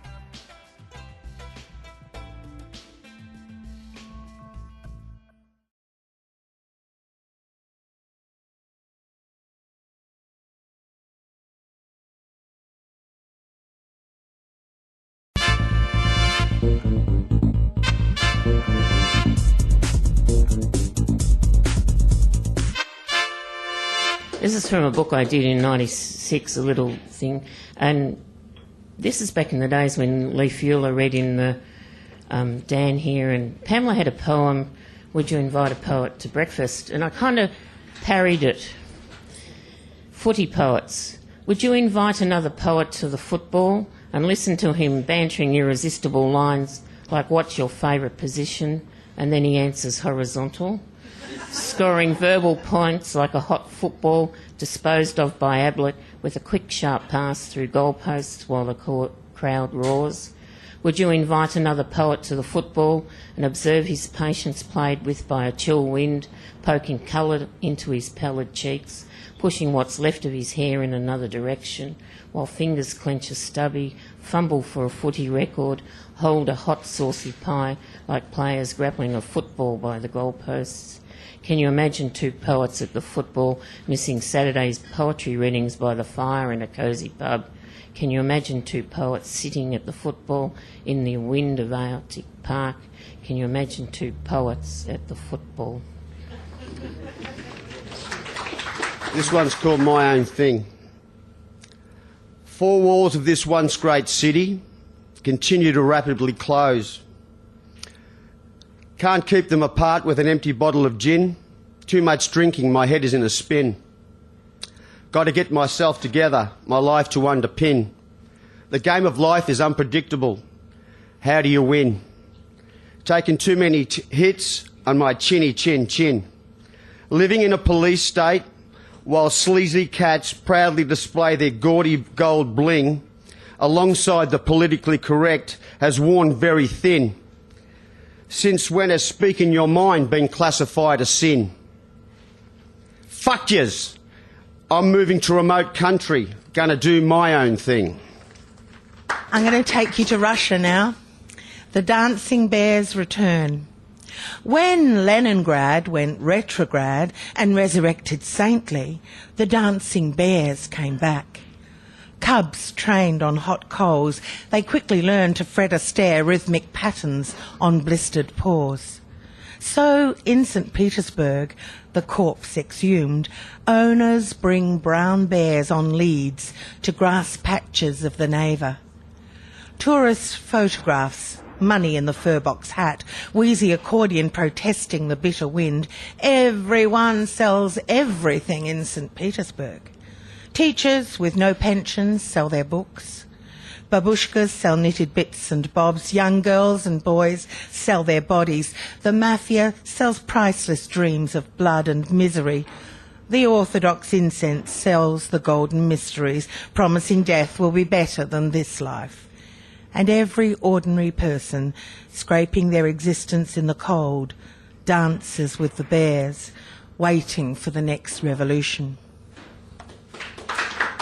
They had some great competitions in the Dan, and I think Ted Lord, this was one of Ted Lord's, it was either based on redemption or atonement, but you had to have atonement in the body of the poem. Yeah. Anyway, I called it Moksha.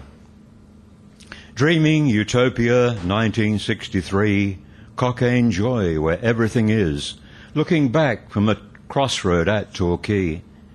No double-think nightmare of ideology could deliver me sometime east of Swizz. Dreaming Utopia, 1963. Covert victim of the luxurious flea. Pink notion on a grey conveyor whiz. Looking back from a crossroad at Torquay. ABBA cut this umbilical cord from me. Lifeline the Rockies and the Cold War biz. Dreaming Utopia, 1963. Blowing in the wind with John Kennedy.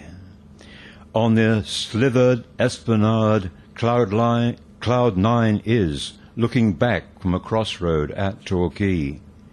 We come in from the cold and, like Sesame, magic lamp a world where atonement is. Dreaming Utopia, 1963, looking back from a crossroad at Torquay. I'll just do a few shorties. Texting. Daughter says, you can wear the jacket. Doesn't mean it fits you. His answering machine had a haiku poem I didn't get. Milk spills in the keyboard. Computer goes to sleep. From space, car headlights swim like spear fishermen. Shopping trolleys drown in the creek. Fish swim through bars.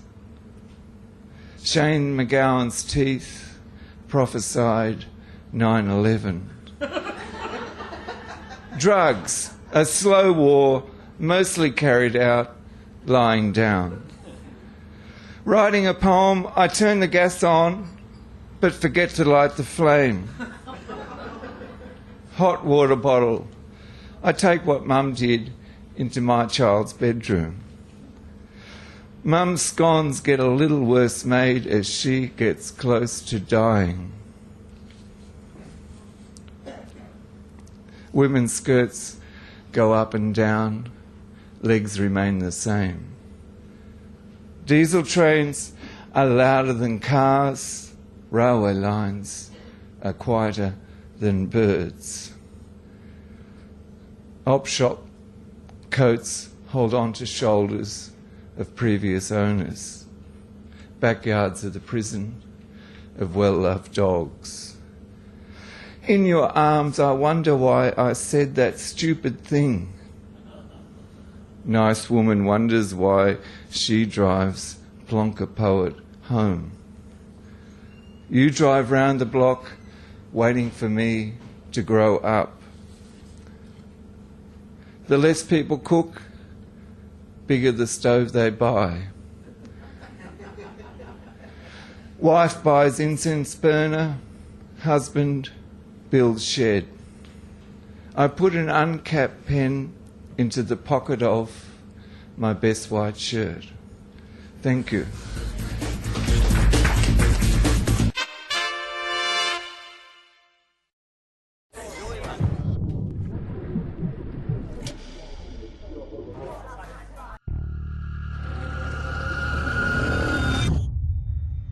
Take it from me, one punch can be lethal. Thrown in anger like this, without warning, without any gloves, it can be deadly. One punch can end his life and ruin yours. It takes grunt to throw it. It takes guts to walk away. It's barbie season, so it's time for a barbecue safety check. Clean away any grease buildup. Swap systems assure that the bottle inspection is in date. The bottle should be upright and not hanging by the hose. And make sure your regulator and hose is undamaged, unblocked and unkinked. Check connections using soapy water. When done, turn off clockwise at the bottle first. A quick barbie and gas safety check always means a safe and enjoyable summer. Come on, fellas. Let's get down there. Hang on. Where's Dave?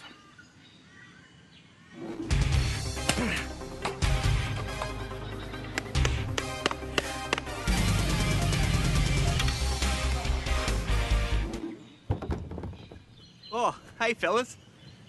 What do you think? Pretty cool, eh?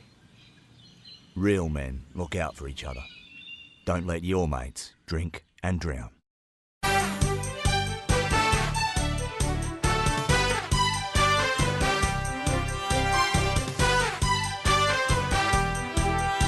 It was a dark and stormy night in a bar over a strawberry margarita. Steve and Jacqueline had time to kill, so they decided to slaughter it. The result, 15 fabulous minutes. You be the judge.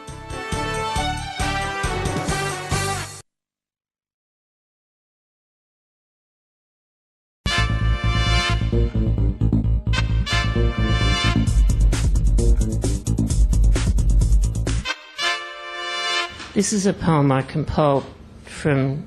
I keep a lot of notebooks, and every so often when I get the chance, and I haven't had that for the last 18 months, I go back over all the little things I've written that just didn't kick off into poems on their own. And these all like combined into a poem I called Non-Affaire, or L'Amour in French. On my divan, dreaming of ancient Persia, Mother's illustrated copy of the Arabian Nights in the bookshelf. A Sunday kind of love. Placid as a caged tiger, he kept his empty stout bottles by the TV. Drunks, they're often scratching. Small town rivalry, the trouble with Celts, they fight amongst themselves. Black is not a colour, I say. Marlene Dietrich loved impotent men, cast them aside when the miracle happened. Death, I would have welcomed you this week. A crone venerates the new Adonis. She flips the page, flips it back again. Joyce always goes out with unsuitable men. He'd borrowed money and thought my letter was an invoice, so he's buying me a pot. The error's too murky for him to suicide.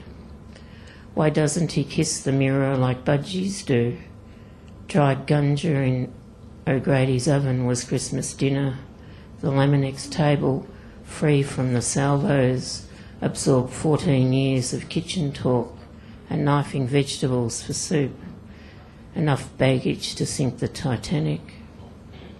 I wish for the Maori black as satin sheets. I dream my father's tapping the water tanks. The galvanised iron leaks are stopped with soap. Give me a clue by day, bring back my enthusiasm, like being airborne over patchworked Belfast fields and knowing the Italians eat Parmigiana, not Parmesan. Singing anti-war songs in America. If you sing an anti-war song, an anti-Bush song in America, if you sing I don't want no more war or I ain't fighting anymore, you get death threats in the mail. Managers say to you, don't come back here no more. You're not welcome to sing at this here festival. We don't want you singing your anti-war, anti-Bush songs here. Some brave ones did sing. They're anti-war, anti-Bush songs. Neil Young, Linda Ronstadt, Dixie Chicks, and boy did they suffer for it. But not Rufus Wainwright.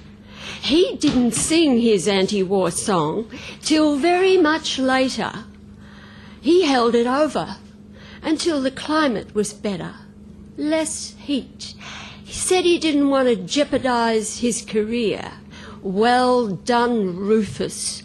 Bravery, not one of your virtues, it seems. Guess we're all not perfect. Thank you. Two more quickly about women, and one's got a naughty word in it. Feminism's babes. Young women know all about style, how to fix the decimal point between them and their mothers, differentiate themselves from the special K over 40 wannabes, mini-skirted and high-heeled, trying to catch their husband's eyes.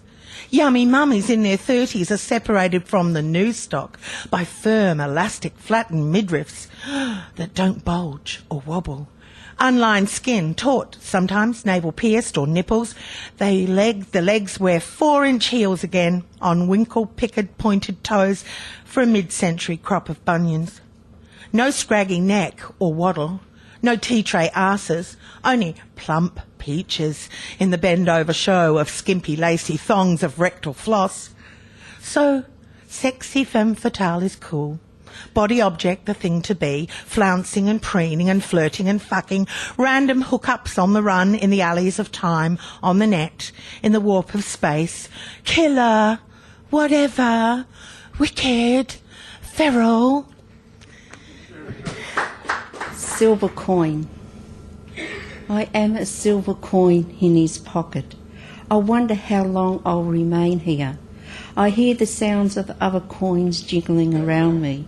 I see them respond to his touch.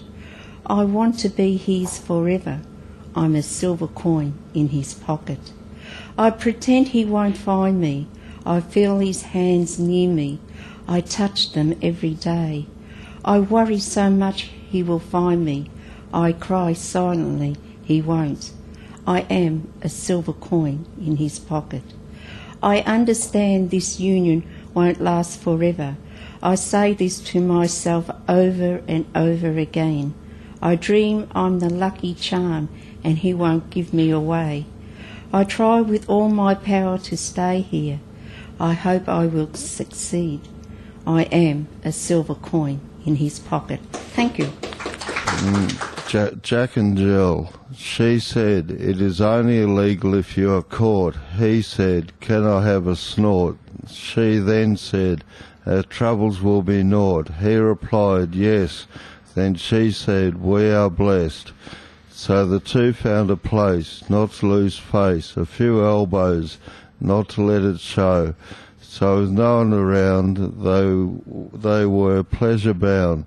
Later they hit the hay till a brand new day, with bodies twisted but not their minds.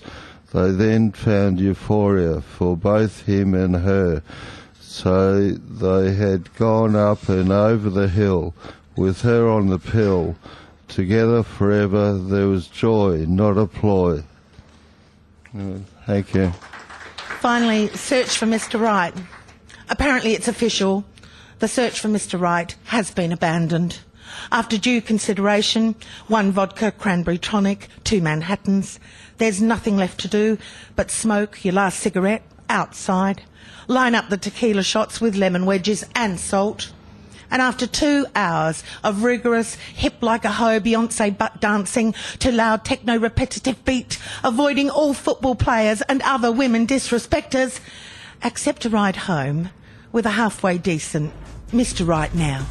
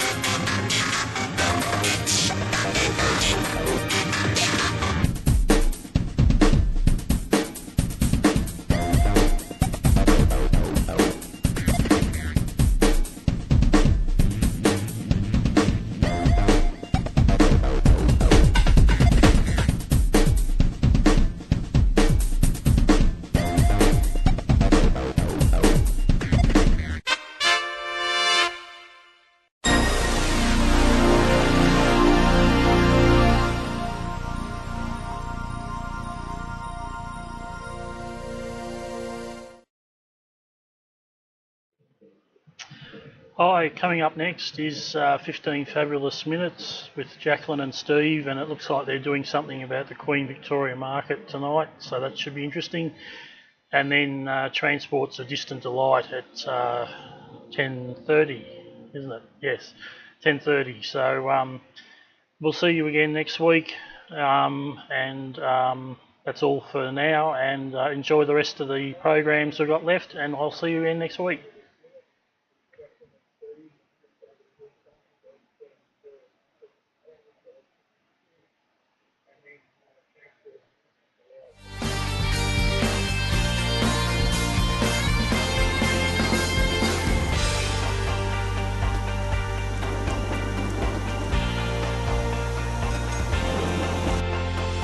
Live streamed from Echuca each week, this is MELfeed Video, a different sort of TV.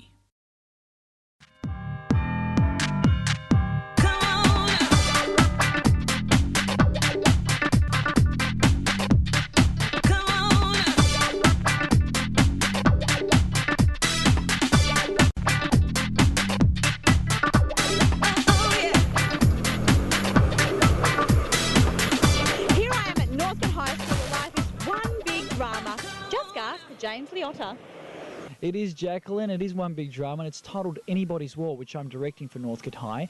The story is based around two families with sons that get conscripted to the Vietnam War. What happens is one comes back, one doesn't, and it's just how the story of the Vietnam War changed the life of Australian men. My girlfriend dumped me. There's nothing here for me anymore. I just want to go back and finish what I started. Well, what did you start, mate? To help a country that's fighting for its freedom.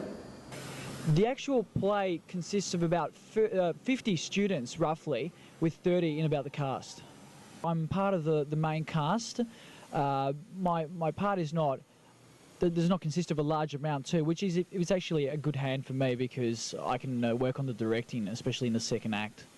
Most 17-year-olds spend their time home, shopping on the internet, hanging out in the mall, going to the footy, but not our James. Now, how did he land this gig? It actually started at the end of 1998 with the drama teacher at Northcote High, who was named by Mr. Terry Miller.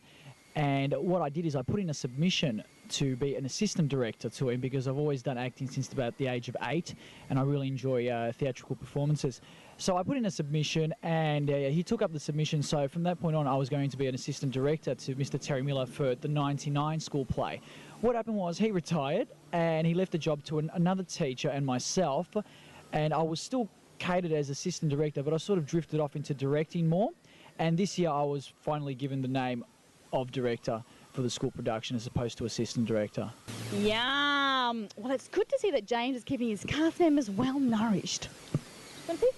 Doug Aiken was involved in the sense he gave us an interview when I sent him a press release, and he was very interested because he happens to be a reporter back here when the Vietnam War was on. So he was touched by the theme of our play, and he said, I want to give you an interview, which was for us, that was really good. We've just entered the 3AK premises, one of Melbourne's premier radio stations, to have a bit of a chat to Doug Aiken to see what his involvement was. And here we are at the 3AK studios in St Kilda Road, Melbourne, to speak to Doug Aiken. Here we go. And look at the celebrities we have here at 3AK. None other than himself. So this is a bit of an introduction here. Next to Bruce Mansfield, of course, John Blackman, ex-Hey Hey fame, and Greg Evans, perfect match.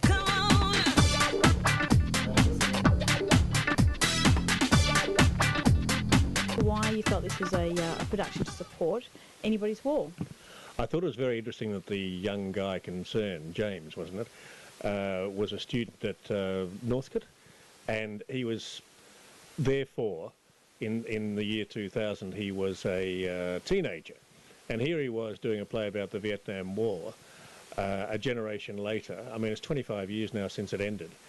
And I thought, isn't that interesting? I thought the kids today were starting to lose touch with the tragedy that happened 25 years ago, whereas in fact he demonstrated to me that they were very much in touch with what happened to their parents, if you like, or what their parents were concerned about.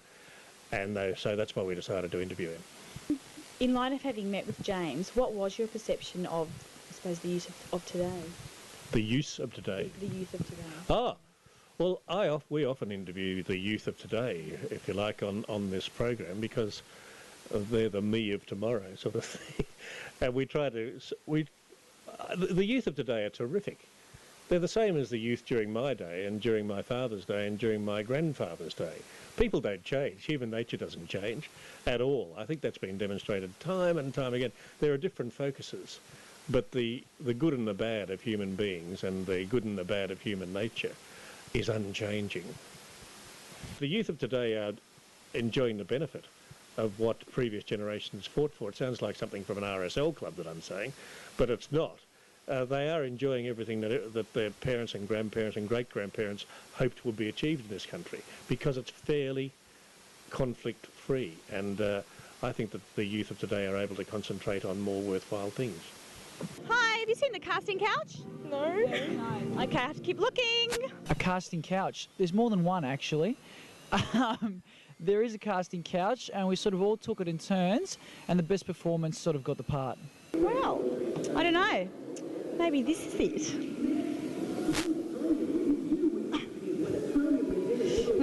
Maybe not. Or maybe James is a bit kinky. Yeah. Michael here is a Year 9 student, and he's playing the electric guitar in the band. Now, I'm just wondering, Michael, is James a complete and utter control freak?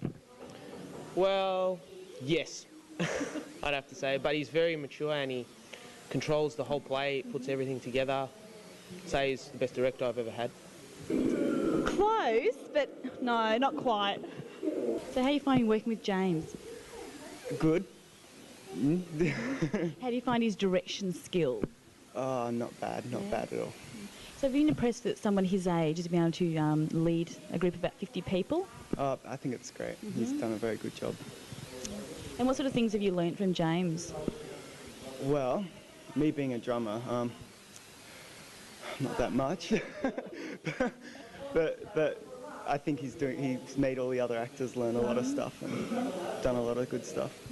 The play was actually chosen from our musical conductor who used to work at another school, Bayside College. And Bayside College in 1988, with the contributions of the Year 11 drama class of that school, wrote this play together. And our musical director used to work there, and now she works at Northcote High in our school, and she had this script at hand which dealt with the Vietnam War. So it was a touchy subject. You've got to find different angles to get around it and to put it in a nice, positive way when you can. And basically she had the hand in script and she said, okay, well, look, let's do this. It's all there, ready to go. So we're actually the third people, I think, in Victoria to perform it. So it's quite original in its own respect. And I'm here now with Anne Rasool, the musical director in the production, and I'm just wondering, how do you feel about having somebody aged 17 directing a performance that you're the musical director for? Has that influenced the way you're performing yourself? We've had a lot of really new and interesting ideas. This was performed and written at a school I used to teach at about 12 years ago, and this will be now the third time it's performed, and I think doing it with a different team of people and young people gives it a fresh act, give a fresh overview of things. And James is just fabulous to work with. He's very mature and he's got a fantastic approach.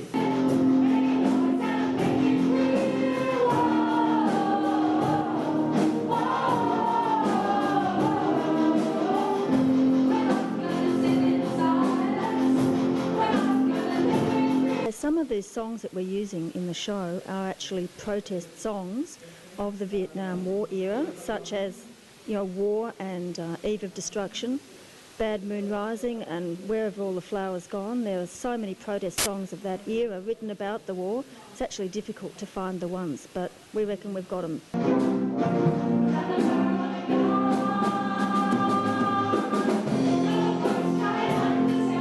Our choreographer for the dancing is Miss Stacey Overall, which she's a first-year teacher at this school, and she did our Rock of Stedford as well this year. So we asked her to do the play. We have Mr. Martin Webster, who is playing in the band as well, so he's become a student all of a sudden, and he's been chucked into the band. We said, you just sit over there and you play saxophone or something. I don't even know. See, I don't even know much. Then we have some students too that have been helping me out very regularly. We'll call him Mr. Peter Uselli.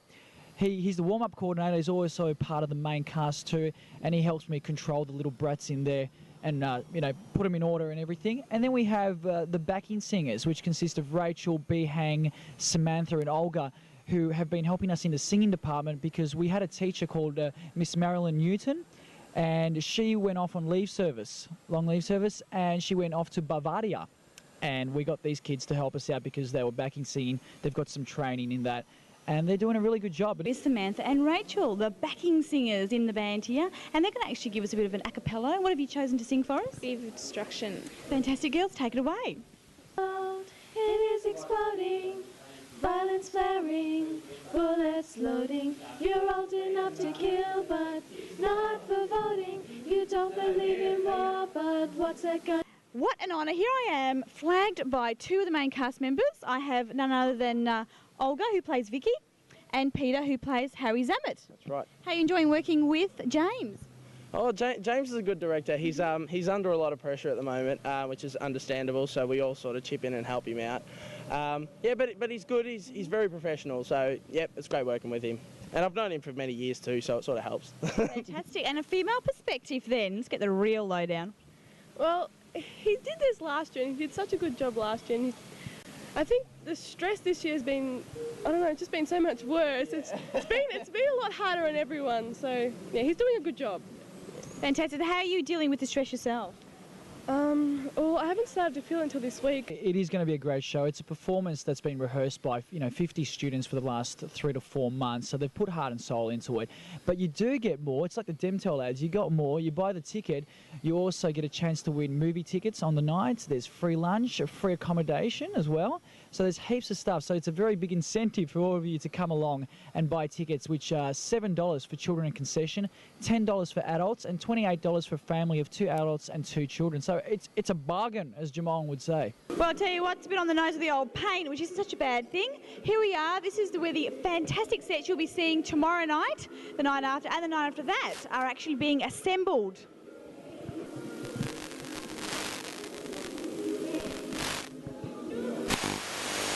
I've worked pretty hard on getting a lot of sponsors, and on our flyers you'll see a lot of sponsors, up to nearly 40 of them, and a lot of goods and services. What I do is I just send out a covering letter with a press release detailing what we'd like from them, if it's a good service or funding, and then they get back to us. If they don't, we just pester them with phone calls and until they get something going for us. The scene between you and Chris, guys, listen up. The scene between you and Chris, and we'll do the party scene, right? And then we'll get back into the rehearsal. Okay? So,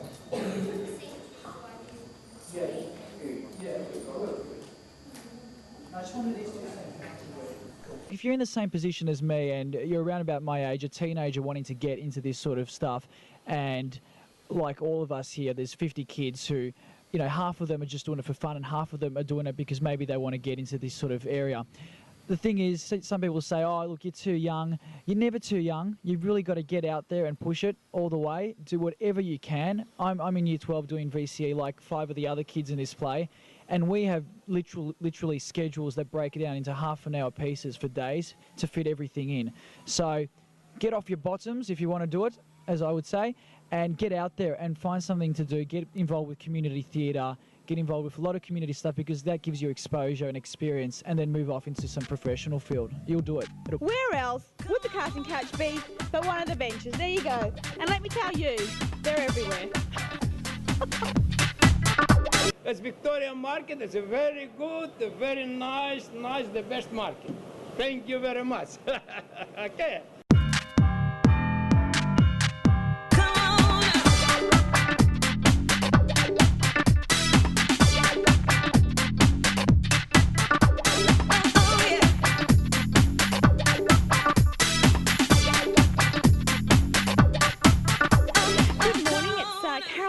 Joining us here, the marketing manager for the Queen Victoria Market. How are you? Very well, thanks, Jacqueline.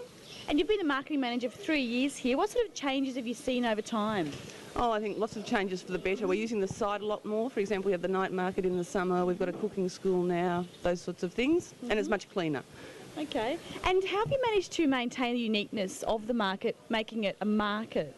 Well, that's one of the things that you've always got to be conscious of whenever you're trying to improve it. Our big competition is from supermarkets, and people get a certain sort of sterile atmosphere there, but they expect cleanliness as well. So just always keeping that in mind. What's your favourite selling cheese here? Favourite selling cheese, mainly soft cheeses, brie, camemberts, they're the favourite ones for everyone. And then I've got hundreds other ones. It all depends on everybody's taste. I mean, there's anything for everything for everyone. Well, how do you know? I mean, how do you know where to start? I mean, with so many choices here. I think I ask the customers whether they like soft, hard, strong, mild cheese, and then we take it from there. And then once they tell me roughly what they want, we go to what we've got, because like I said, we've got anything around us. Hi Nick, how long have you been a vendor here at the Queen Victoria Market? We've been here for about 13 and a half years, and we've been through the bad times. Now is the good times. Why did you have any bad times? Well, the recession knocked us a bit, but now the people are back and they are doing well. We are doing well also, I think. We've got 80 fruit and vegetable traders here, including a very large organic section, the largest organic fruit and vegetable section in Australia, 32 square metres, and that's growing. What we have is we have vendors who specialise within the fruit and vegetables. So we have guys who only sell fruit, or guys who only sell vegetables, or specialise in potatoes and onions and all that sort of thing. Huge volume because of the number of shoppers at the Queen Victoria Market, so the stuff's always fresh. It comes in each morning. They sell it out by the end of the day, hopefully. What would you say the difference would be between people who shop at the Queen Victoria Market and people who would shop, say, in shopping centres? Well, week after week, family, like the mothers, tell us that the produce is fresh, and our produce is very fresh because we cut it as they want it, and that's what they prefer. They go other places, but they're not very happy. They tell us. So we are sure that we're doing the right thing. It's just one deli after another deli, and here we are, God earthly hour of the morning. What time do you get here to set up? About 7:30. 7:30, that ain't too bad. And what's...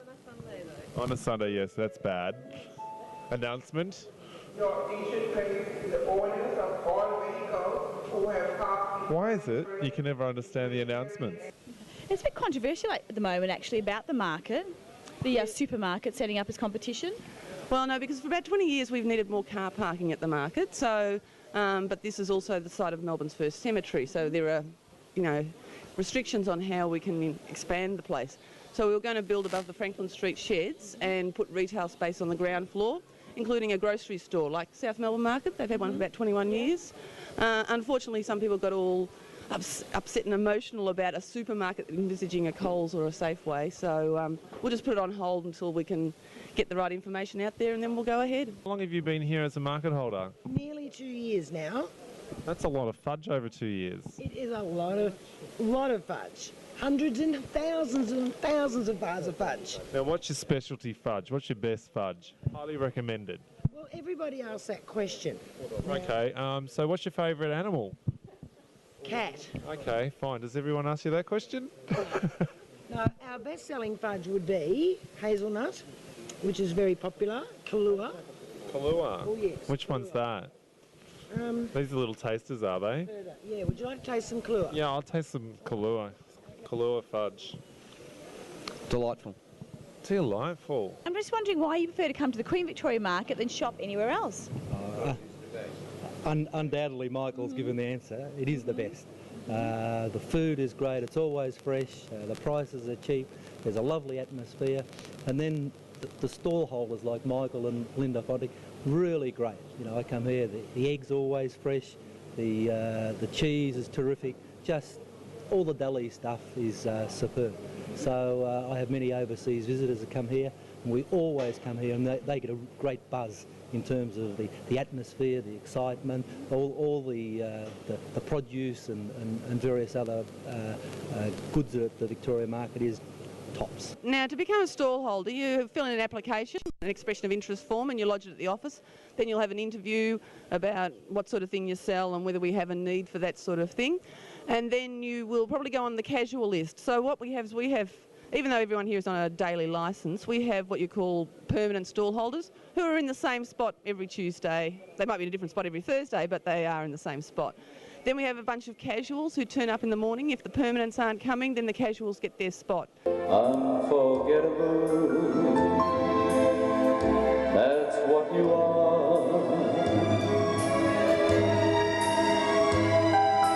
Unforgettable,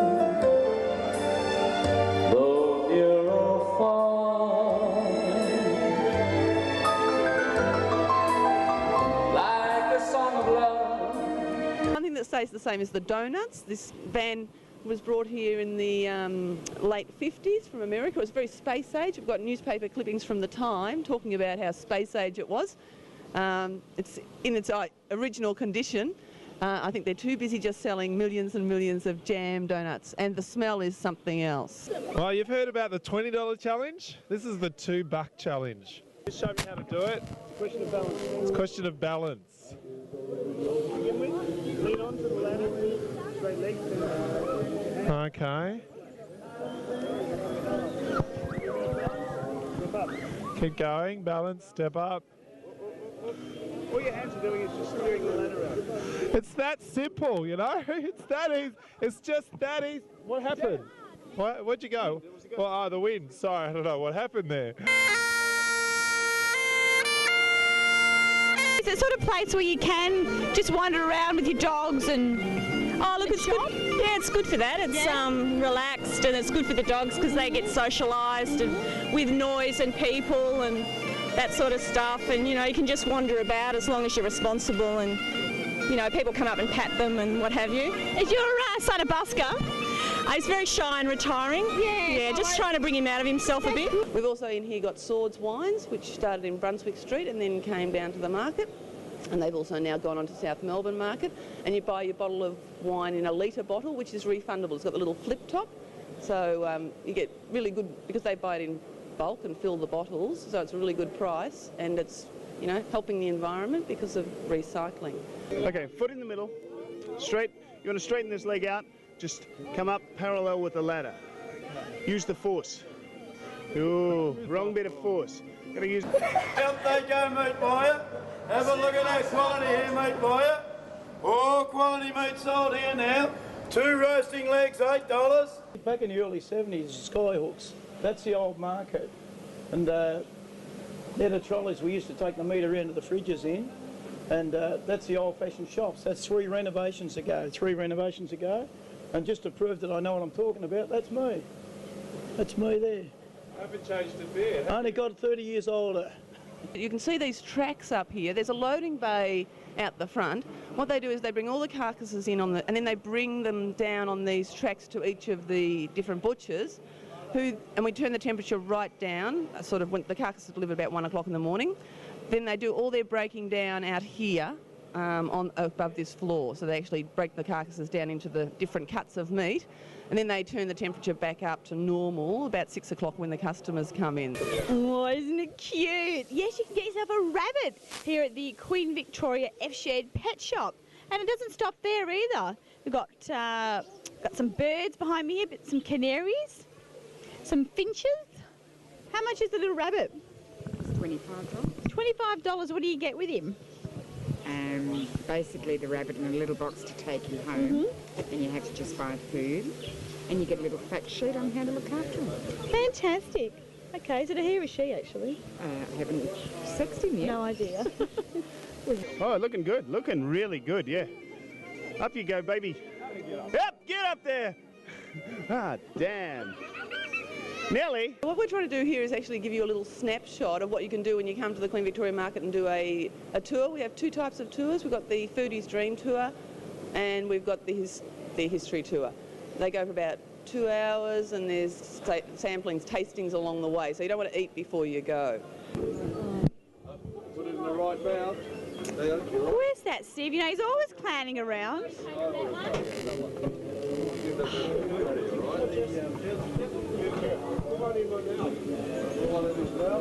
All the metal work around the shops is silver nickel, and it was machine pressed. Very unusual for those days. Before that machine, they used to hand beat metal, and it's all Victorian granite along the front of the shops.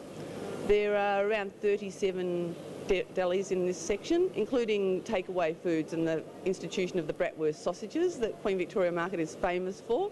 There are some people who only come to the market for the bratwurst sausage. Well, Carolyn said that people come to the Queen Victoria Market specifically to eat the bratwurst. I'm just wondering whether this gentleman here who's munching into his bratwurst. So how would you rate this particular meal here at the Queen Victoria Market to other ones? Pretty good. Yeah? Pretty good. And to give you the strength that you need to push a baby in I take it you've got your baby in here, not actually your veggies. Baby. Fantastic. Big one. Big baby? Does the baby? Do you think that in years to come the baby's going to be eating the bratwurst? Probably, well, absolutely. Like we've got more bags than your average tabaret. Have a look at it. Handbags, backpacks, bum bags, briefcases, suitcases. Oh, look at this one. This one actually comes with batteries as well. And it's a lot more simple to look after, low maintenance. We like that in a pet. You can also get yourself a frog as well. This is also low maintenance. Here at the Queen Victoria Pet Shop, not. Just around the corner though. Depends what sort of pet you're after, really. Of the 8 million visitors at Queen Victoria Market, there are around 70% who are locals, around 5% are international tourists, 11% come from interstate and 14% are from country Victoria. So people often think of it as a tourist destination, which it is. It's Victoria's #1 international tourist destination, and around 47% of international tourists make a stop at the Queen Victoria Market. Get some fantastic presents for your family down here at the Queen Victoria Market. There's Rex, there's Benny, there's Caesar, and there's, Steve. Oh well. Things that I am unforgettable too. And forevermore, that's how you stay.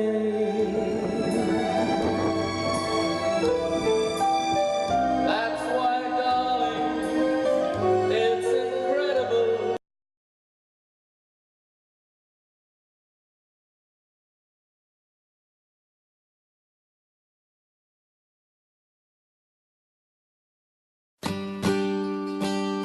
I didn't think this could happen in Toowoomba. And then I saw it on TV that night. It really opened my eyes. Whenever the community comes to us and says we need your help, we do whatever we can to assist. It is a great feeling to be able to help your neighbours, to be able to help your community. Each Lions member and each Lions club in different parts of the country, we're totally different. But we have core values that are the same. They remain the same for any Lions member and any Lions club anywhere in not just Australia but around the world. Anything that you can think of that you want to do and support and help, Lions are doing it right now somewhere in this world. I think Lions need to tell their story. They need to let people know the amazing things that they do. The three major streams that we have in Lions are the community service that we do for the public, health and medical research, and the disaster relief. We're out there to help people. If you love helping people, get out and help. Join the Lions Club.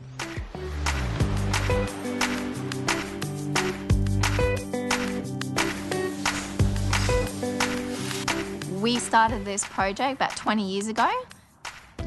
All this gear would normally go to the tip.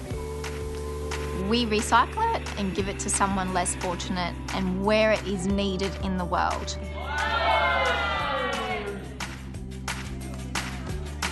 Being a Lion here in Australia means that I can make a difference to my community. But most importantly, it's inspiring other people to get out and be part of their community and make it a safer and a much happier and better place to live.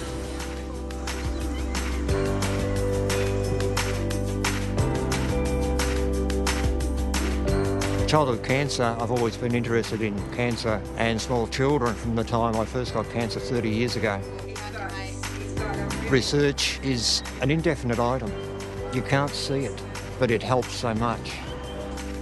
I'm here managing the money and the relationships, but other people are out there raising funds and bringing in community support. Without all of us working together, we can't affect change. 2 more extra hands at any function, any working bee, anything we do. 2 more hands can help us raise more funds, can help us serve our community better. I went to my Lions Club and I said, I got this idea and I think it's a little bit crazy, but I think we could raise some serious money doing it. And it was to run 100 kilometres. And the club said, okay, if you want to do this, whatever you need us to do, we'll be there 100%. And I'm pretty proud to say that together we raised just over $16,000. So we blew the target out of the water, and I think that was due to a lot of the support that I got.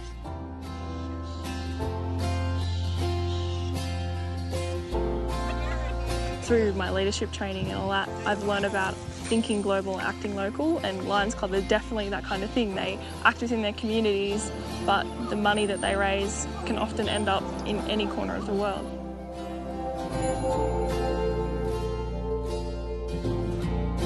As an individual, I could only do so much, and whilst it was my burning desire to try and help these people, having an organisation such as the Lions family to call upon to support me and those people that were working with me just made it possible for us to achieve so much more. You know, after the devastation, to come back into the community, you know, you were shattered by what you saw. You know, no police station, no post office, no petrol station, you know, no kindergarten. There was nothing here. And all that water with an unstoppable. I don't know that I've ever seen as much as arrived. There were fridges, washing machines, dryers. There were toasters, jugs, just everything. To be invited to be a part of Lions just opened up a whole new world to me. A world that provided a structured organisation that could see that the hours that I volunteered could achieve so much more.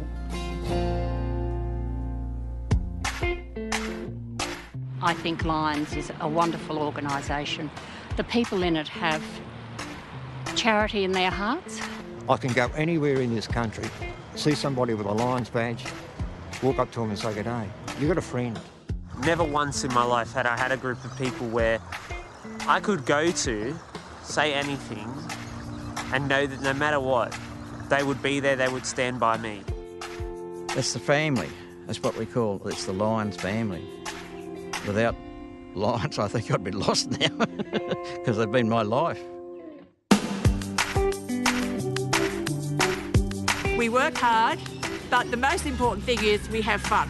The fellowship of all the members of the club, the broader community, it's just a tremendous organisation to belong to. You know, I'll be here till I die. It is extremely rewarding and gratifying to be a part of an organisation that can spread its support so far and wide.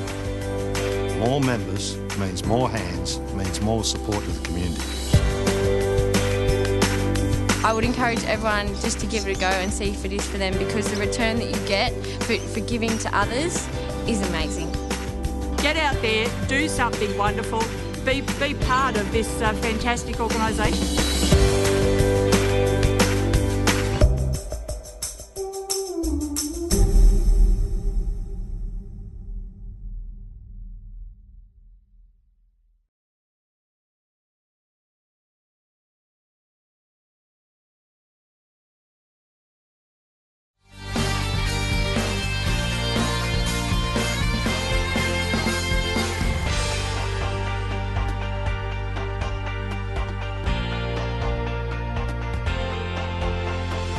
Live streamed from Echuca each week, this is MELfeed.video, a different sort of TV.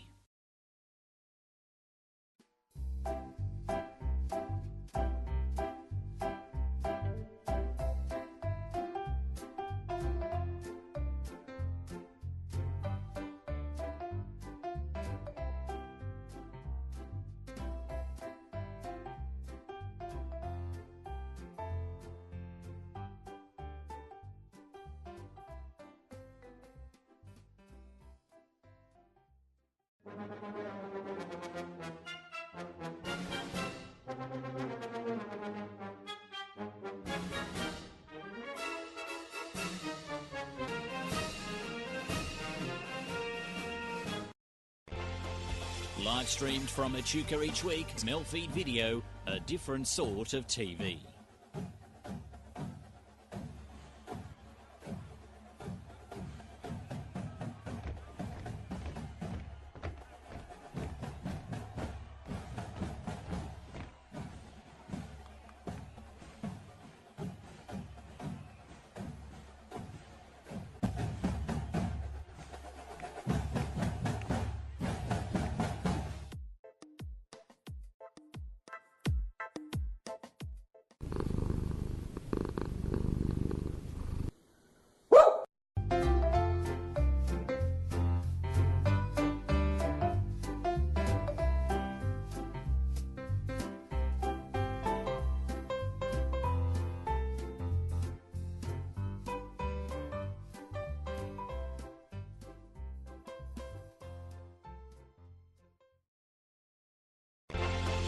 Live streamed from Echuca each week, it's MELfeed.video, a different sort of TV.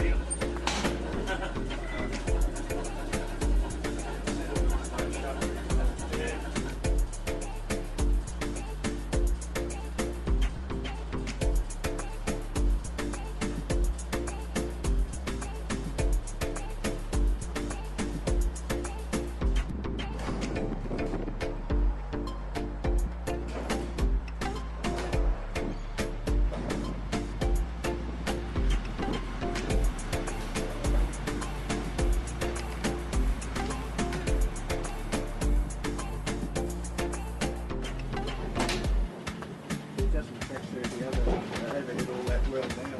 Yeah. Then you go put all the filming. Oh, right.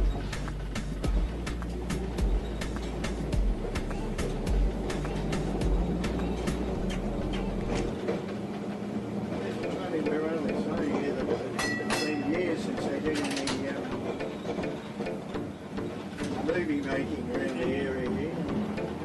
Within a month or so, they came down here, they're going to make a movie. We'll be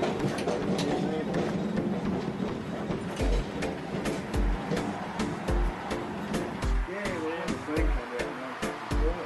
They did a lot of top relays on the roads that she was going to travel. Even the Mount Sydney system, they were small with a concrete factory in there, but that was the only bit of concrete track they ever had.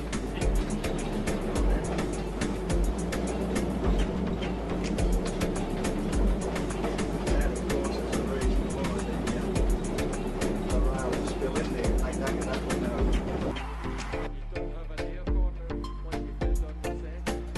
doing it yet? Oh yeah, eventually, yeah.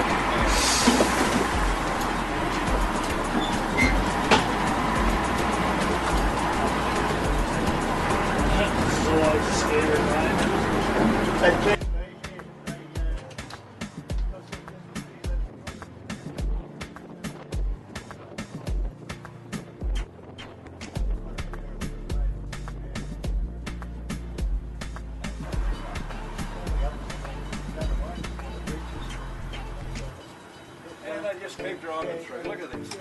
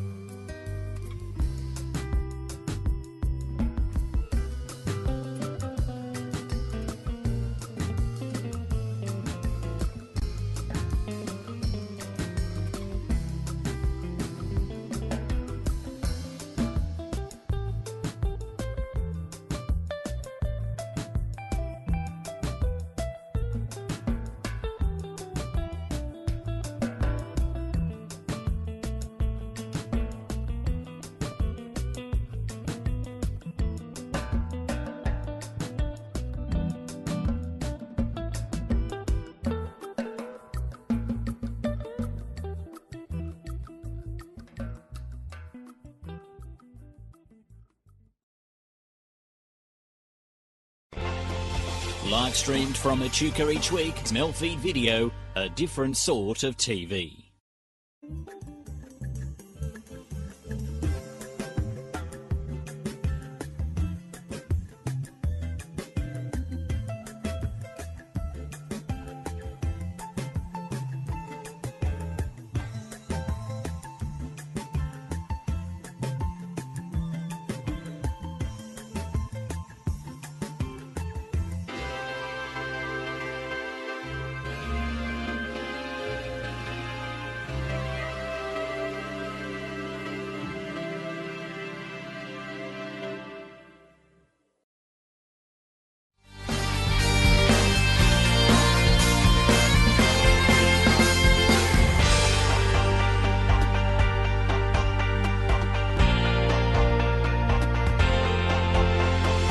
Live streamed from Echuca each week, this is MELfeed Video, a different sort of TV.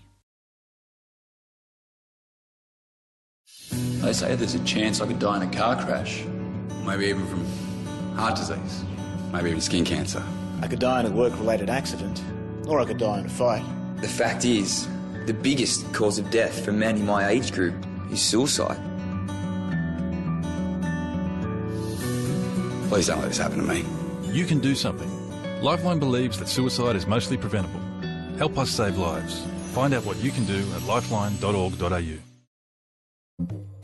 MELfeed Video is about to close operations for tonight, but we'll be back with you next Monday evening. In the meantime, here is a selection of programs that will be seen on our next scheduled web stream. You're welcome to visit our website at MELfeed.video for further details of this project. Until next time, from all of us here at MELfeed Video, we wish you a very good night.